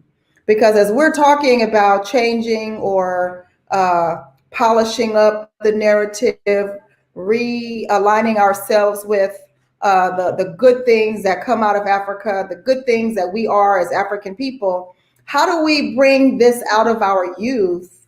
A passion for knowing and a desire to learn. So I'm a teacher I'm an educator. That's what I do. That's what I love. That's my passion. So I'm working on a regular basis with young people. So I have you artists here who have the world at your feet, who are, lining up to see you in ways you can't even imagine. I have all these scholars here who have the opportunity to research, to write, to explore, to experience. What do you envision as the process for bringing out of our youth a passion for knowing and a desire to learn who they are and how they can contribute to changing the new normal for African people? I'm offering that to anyone who wants to take it and answer that question for me. Don't all be silent now. I think we have. Let's go, Mama. I'm here. I think we have to ask them, and we have to listen to them. Mm-hmm. They have their own ideas. They have their perceptions. We are there to impart wisdom. I feel that in my family right now, I'm working with each one of my grandnieces and my grandchildren. I'm working with them. I've created books for them, just for them, so that even if they forget, they can go back and find these gems. But I have to ask them what it is they want and what they need and how they perceive the world that they are inheriting. And I think we have to listen, because I don't know that we have. And the more that we listen, the more that we can exchange, and they can feel that they are valued and that they're valuable, and that they're not, thank God, my kids and my grandkids didn't inherit whatever stuff I had, my injuries. I made it a point to try not to pass that on to them, but also to be there for them. I got 63 years in. I've got to, I have some things I can share with them, but it's an invitation. And I am now doing classes with the youth in my family, not to mention my professional work, but I want them to know who they are. I want to buttress them to work in these environments that may in fact be hostile. But the good news is they're happy. They're excited. They're not, they aren't feeling the heaviness, the weight that I felt. And that's a good thing. They see a future and they believe in it. And I think that we have to listen and impart that wisdom and to walk and demonstrate it in your lane. I don't ever tell people, just do it in your lane. I stay in my lane, and whatever we can do to impart that, to demonstrate it, to model it, and to listen to them. I think that's one of the reasons why this conversation was so important between artists and scholars, because the two lanes that you both travel in are critical, because from the beginning of the conversation, we talked about what the artists show and impress upon the world, and then what the researchers or scholars show and deliver to the world are equally important lanes. So yes, we must make sure, one, I absolutely agree with listening to the children, but I also agree that we have to kind of sometimes help them get their lane right so they can travel through that lane. So I appreciate that. I think Dr. Nobles is moving like he has something to say. Am I right, Dr. Nobles? No, I was just writing. I was capturing a thought. About, I think Molefi said, divinity and inspiration, a divinity and creativity. And it is the creative moment that we have to figure out strategies that inspire the creative moment in the youth, standing on our history. They didn't drop out the sky. The intergenerational conversation is one of collective inspiration. So we have to not just say, leave it to the youth, they get their own thought. No, there's some footprints. Remember, I began earlier with the idea about being derailed. And I use the analogy that there's a train is on its track. It leaves the station, meaning it has a foundation. It leaves the station. Somehow there's an earthquake. It gets derailed. It doesn't stop. It keeps going, but it's off its track. It's off its track. And so partly what we have to do is to figure out in intergenerational conversation with the youth to help them see their original station, help them to see the track they're on, help them to imagine a destiny, and then get out the way. So I think that we have to hold each other like I think Tico, Seun will say, we have to hold each other accountable. You can't just do everything. You can't say, I'm satisfied riding on this train. It's all bumpity and raggedy. It's going the wrong direction. But because I got first class billing, I'm satisfied on being on this train. Right on. I can say, no, you can't do that. You can't be like that. So we got to have a conversation. And my granddaddy said, I should be able to say to them, if I was you, I would look out the window and see where this train is going. If I was you, I would realize that the train is heading for over a cliff. If I was you, I would turn your head around and look at the station you came from. Right on. The station you came from, and then redirect the tracks of the train so you go to the right place. Mm-hmm. Thank you. Creativity, that is being divine. Indeed. I know Dr. Cheryl is trying to get in here on this conversation. Before I open the door for you to step in, Dr. Cheryl, we all need to really think about our role in the children. And, you know, as like I said, I'm an educator. So my first place that I consider is, what are we giving? What are we offering? What are we doing to help the children navigate this? One, we're navigating this COVID. So that's a whole nother HAPI conversation for another time. And the other piece we're navigating continuously is this white supremacy, or however you want to call it, where we are here from what happened back in 1619. Thinking about our lanes, you know, there are several areas where particularly concerns African-American people: education, healthcare, economic, law enforcement, and governance systems. We all have to think about what our lane is. And again, I'm going to go back to the children, because the children are the future. How do we bring out of our young people a passion for knowing and a desire to learn in those areas, in education, in healthcare, in economic and entrepreneurial systems, law enforcement, and governance? These are all the areas where African-American people are suffering. Before I pass the baton to Sister Cheryl, I want to thank Brother, Uncle, Dr. Molefi, Asante for joining us today. I can't begin to explain what an honor it is to be sitting here with you, talking with you. You know, I've been grabbing on your coattails since I was a little one, probably 3 or 4 years old. So it's really an honor to be sitting here in this room with you and getting all of your sage advice and wisdom and thoughts about what we need to do going forward. So I know you're leaving us shortly. And I know Brother Seun is leaving us shortly. We've gone far over time, but you know how it is when we're sitting in Zetha's kitchen.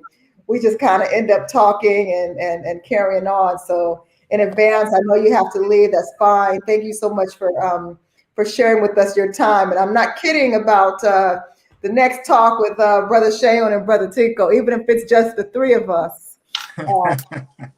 And my beautiful sister is sitting here saying, nope, it's the four of us. So we definitely have to continue this conversation. Yeah, Sister Cheryl, I'm going to bring you the microphone and ask you to take over the conversation as we prepare to close down, and Dr. Nobles and Dr. Smalls will end us out. But Sister Cheryl.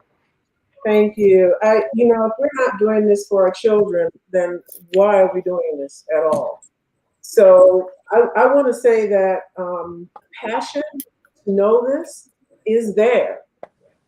What's missing is our children seeing us ready to share what we know, to, you know, help them connect the dots on the genetic memory that they already have inside of them. They keep showing us over and over that they've retained some of our cultural principles and values and consciousness beyond consciousness.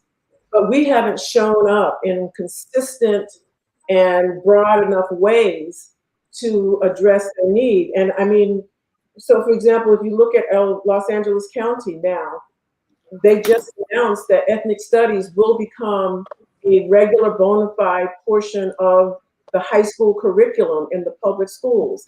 Excellent. That came about because our kids demanded it, not because of the wisdom of the darn adults. The kids demanded it, right? And when you look at this notion of consciousness raising, they are ready. They are already conscious. They see the broken social contract. They simply need us to step up. Yes. Yes. Thank you. Dr. Nobles and Professor Smalls, the last kinds of conversation we need to have here is, what are the next steps? Black artists, scholars, what kind of covenant are we going to have with the future, with our children? Where do we go from here? Hawthorne's words were, see a child, feed a child. If you see a child who needs help, help the child. And I think, one of the things that I learned as Dr. Noble's daughter is that, we live a life of service to the future. We live a life of service to the next generation.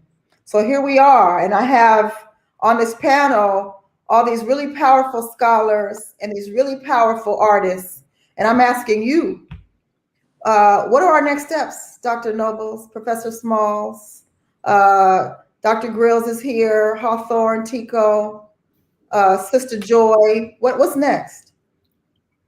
I think that the first thing is to package this product that we're engaged in today so that it can be shared. It isn't like nothing is happening in the African world. While we are doing this, we are trying to accelerate something.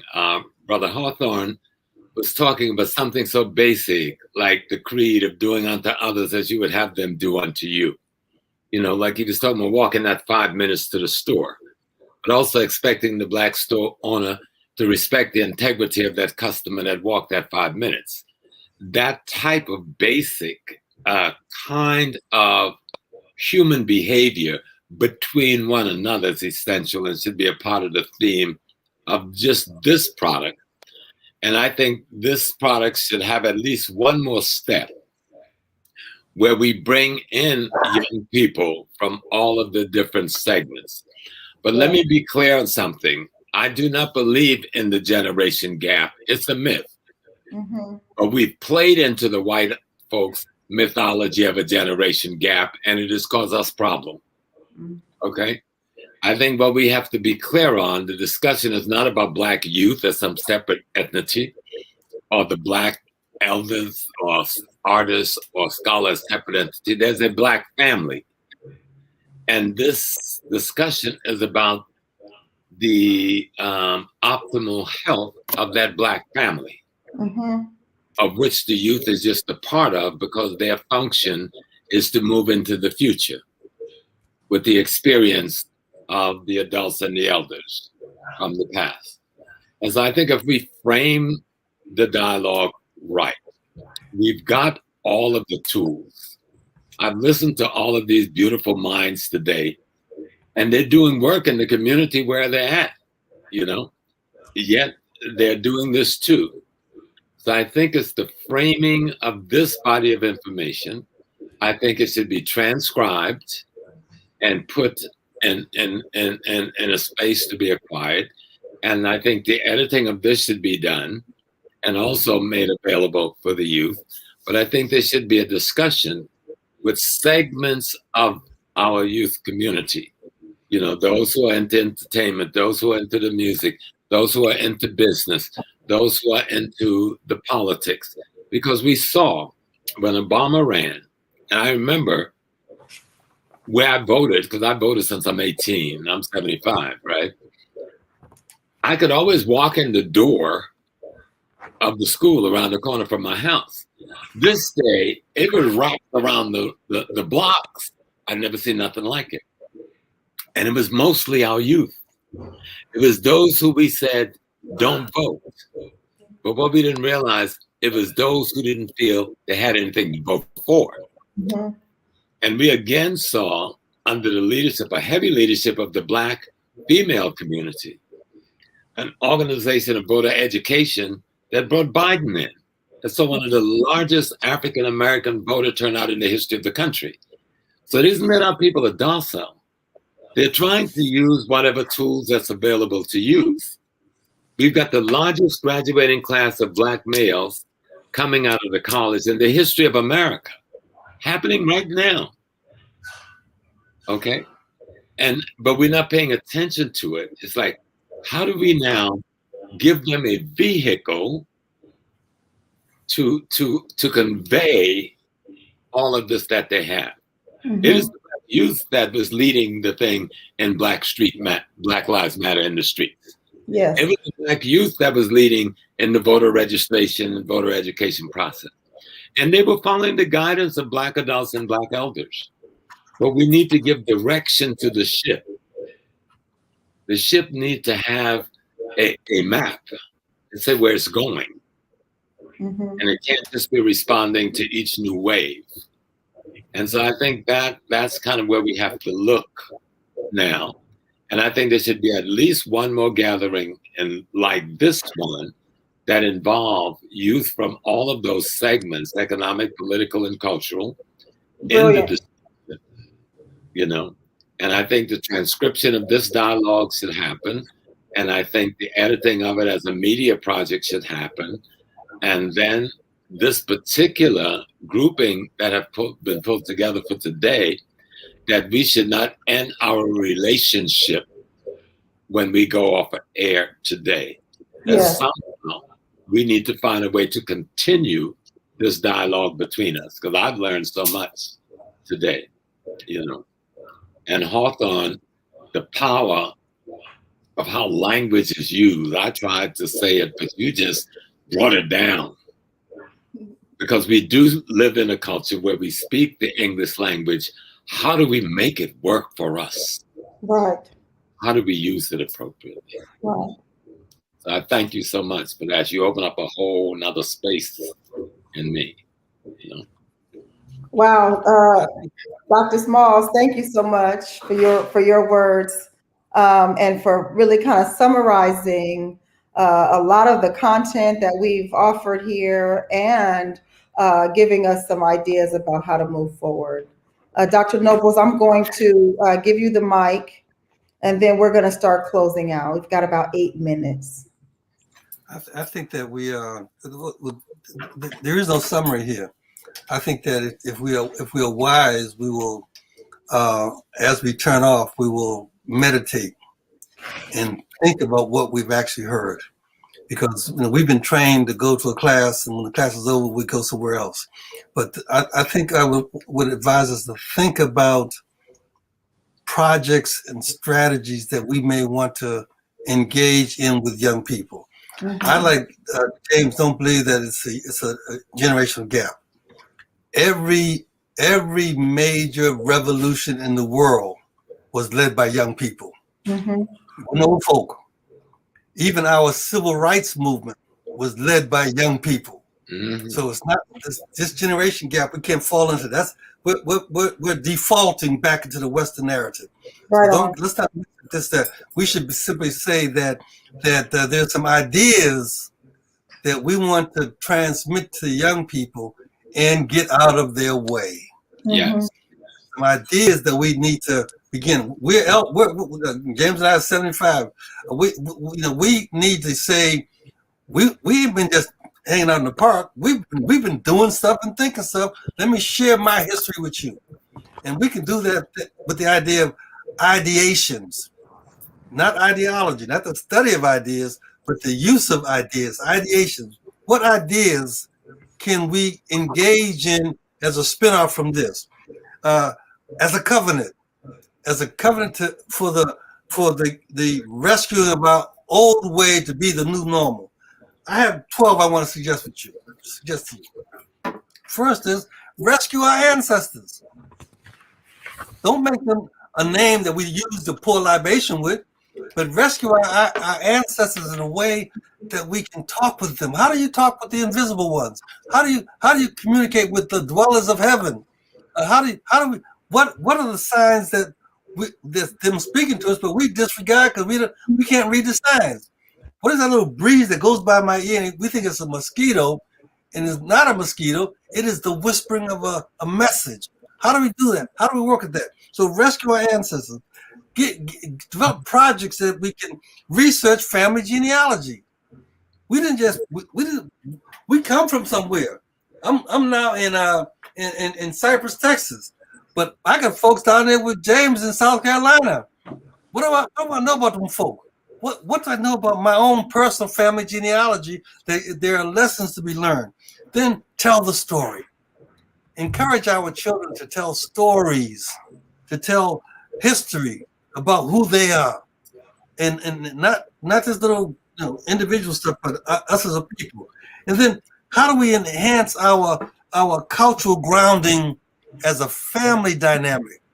Not as me being an individual architect, or individual archaeologist, or individual historian, but no, how do we enhance the cultural grounding of our familyness?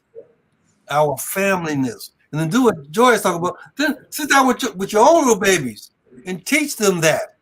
Teach them that. A simple thing. How do we have our kids recite, my mama's name is Annie Mae. Annie Mae's mama's name was Seth. Seth's mama's name was, so that they speak the truth of their genealogy. Advance what it really means to be an elder.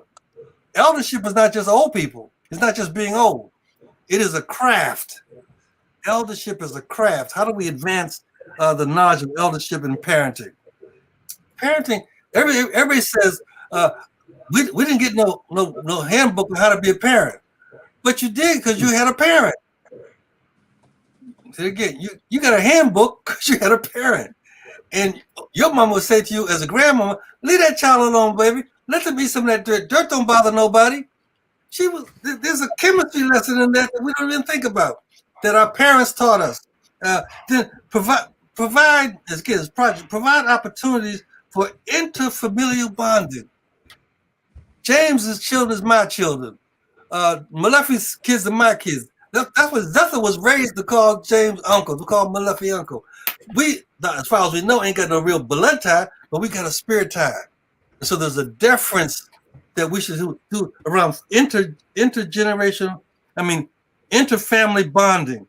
Then how do we now invent the rituals, invent the practices, invent the ways in which we talk about what you should do when an elder comes in a room. You, child, here's how you're supposed to act when an elder comes in the room. Here's how you're supposed to act what's the importance of the primacy of the feminine. See, that's an idea. The primacy of the feminine. That's not no gender equity, no gender conflict. No, let's contemplate deeply about what does that mean, the primacy of the feminine. And then how do we engage in some practical stuff that Hawthorne talk about in terms of cooperative sustenance? How do we establish businesses that I want to do business with? That's a task as cooperative sustenance. How do we engage in and protect family authority? Joy was in social work. I did a little social work. When I was doing a social work, I was trained in probation officer to figure out how to go into the household, make observations, and disqualify the parents from raising their children. That was a particular strategy. Well, how do we create strategies that enhance and protect the family's integrity? And finally, we got to figure out how to minimize this internal conflict, meaning the gang wars we're seeing in our own children, meaning the coup d'etats and national wars we've seen on the continent. How do we give our best thought to that internal conflict and minimize it? And finally, how do we maximize intergenerational transfer of wealth and wisdom? That's what we started with here. And how do we maximize that everywhere? How do we ask Tico and Hawthorne to go into their crafts hut and come out with a play that engages in the intergenerational transfer of wealth and wisdom? How do we reinstitute the sitting stool? Grandma sits on the stool and shucks corn, but do it in the modern time now. Maybe she may be texting some messages on her iPad. But how do we do that so that we can begin to talk about that? The last thing I want to say is that we are our ancestors. We are our ancestors. We are our ancestors who have come to complete the incomplete. I'll end with that. We have come to complete the incomplete. And once we complete it, there'll be another generation's responsibility to complete what we left incomplete. Yes. It goes on, it goes on. That's our task. That's thinking with an African narrative. That's thinking with an African framework. So that we begin to do this, and it's ours to do. I believe that the invisible ones, the Yoruba call the dwellers of heaven, are looking at us, are whispering at us, are waking us up. Yes. These thoughts we have because we genius, because we overly intelligent, because we're the best artists around. No, there's an invisible energy that's igniting us. That's saying, where did I get that thought from? The ancestors, who are you, have come to complete incomplete. So, Dr. Nobles, I think at this point we are leaving a conversation on hold because clearly we're not finished here. There's a lot more that we need to say and do and communicate to the world. Like you said, we've come to complete the incomplete. We have a lot of work to do. So this conversation is not over. It's merely a beginning or a continuation of that which we have been working on so far for so many years. I want to thank everyone for giving me, for giving us, for giving the community, for giving the global African family all of your time today. Just a few big shout outs to Felicia and Taki at HAPI Films for allowing us to use their platform. Zetha's Kitchen is a part of the Nobles Global consulting firm. So this is one of our talks in collaboration with HAPI Films. So thank you so much to Felicia and Taki. Also, again, I want to thank President of ABSI, Miss Ethiopia, Sharon Bethia, and Derek Wilson out there in the background, continuing the communication. Amazing amount of love out to the viewers in Facebook and on YouTube.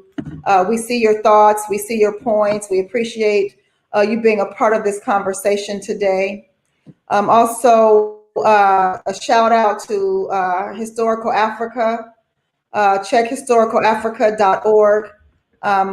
And finally, before we finish the panelists, I can't begin to explain the honor that I feel to have all of you in this room today, being able to share your thoughts, your experiences, your feelings, and in preparation for us to polish up this narrative and make sure that our new normal benefits us as a global African family. Lastly, there will be a follow-up interview on Wednesday with MA of Jolly Papa Radio, which is based in Tacoma Park, Maryland. So if you're available to choose in to WOD 94.3 FM Tacoma Radio, there'll be a follow-up conversation here. I believe Dr. Nobles is going to be in that conversation, Seun Kuti, and I was told to ask Tico, would he have time to jump in on that too, if you have opportunity to jump in on that conversation. We'll be continuing this conversation on Wednesday between 1 to 3. So take note of WOWD 94.3 FM. If that's all, and I believe it is, I'm going to leave this conversation with my favorite quote from Malcolm X again. Even illness becomes wellness when we replace the I with we.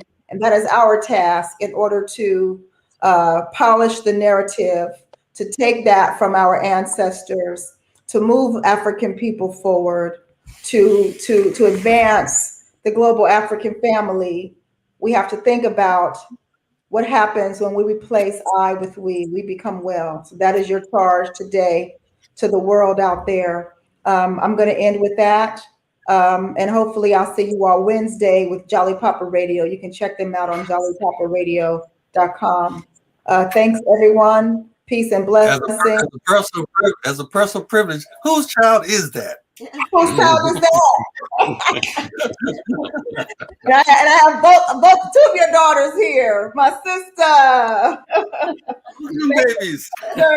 Thanks to my sister, the beautiful Ayana, for holding me down over here in the background. Thank all of y'all. Thank you all so much for just us loving each other. Thank you. Thank you for loving each other. Yes, Zola up on everyone. Zola up on we. Zola up on we. Up on we. Thank you. Peace and blessings, everyone. Zola up on we. Peace and blessings. I don't know what we can talk about in this nation without talking about white superiority, honestly.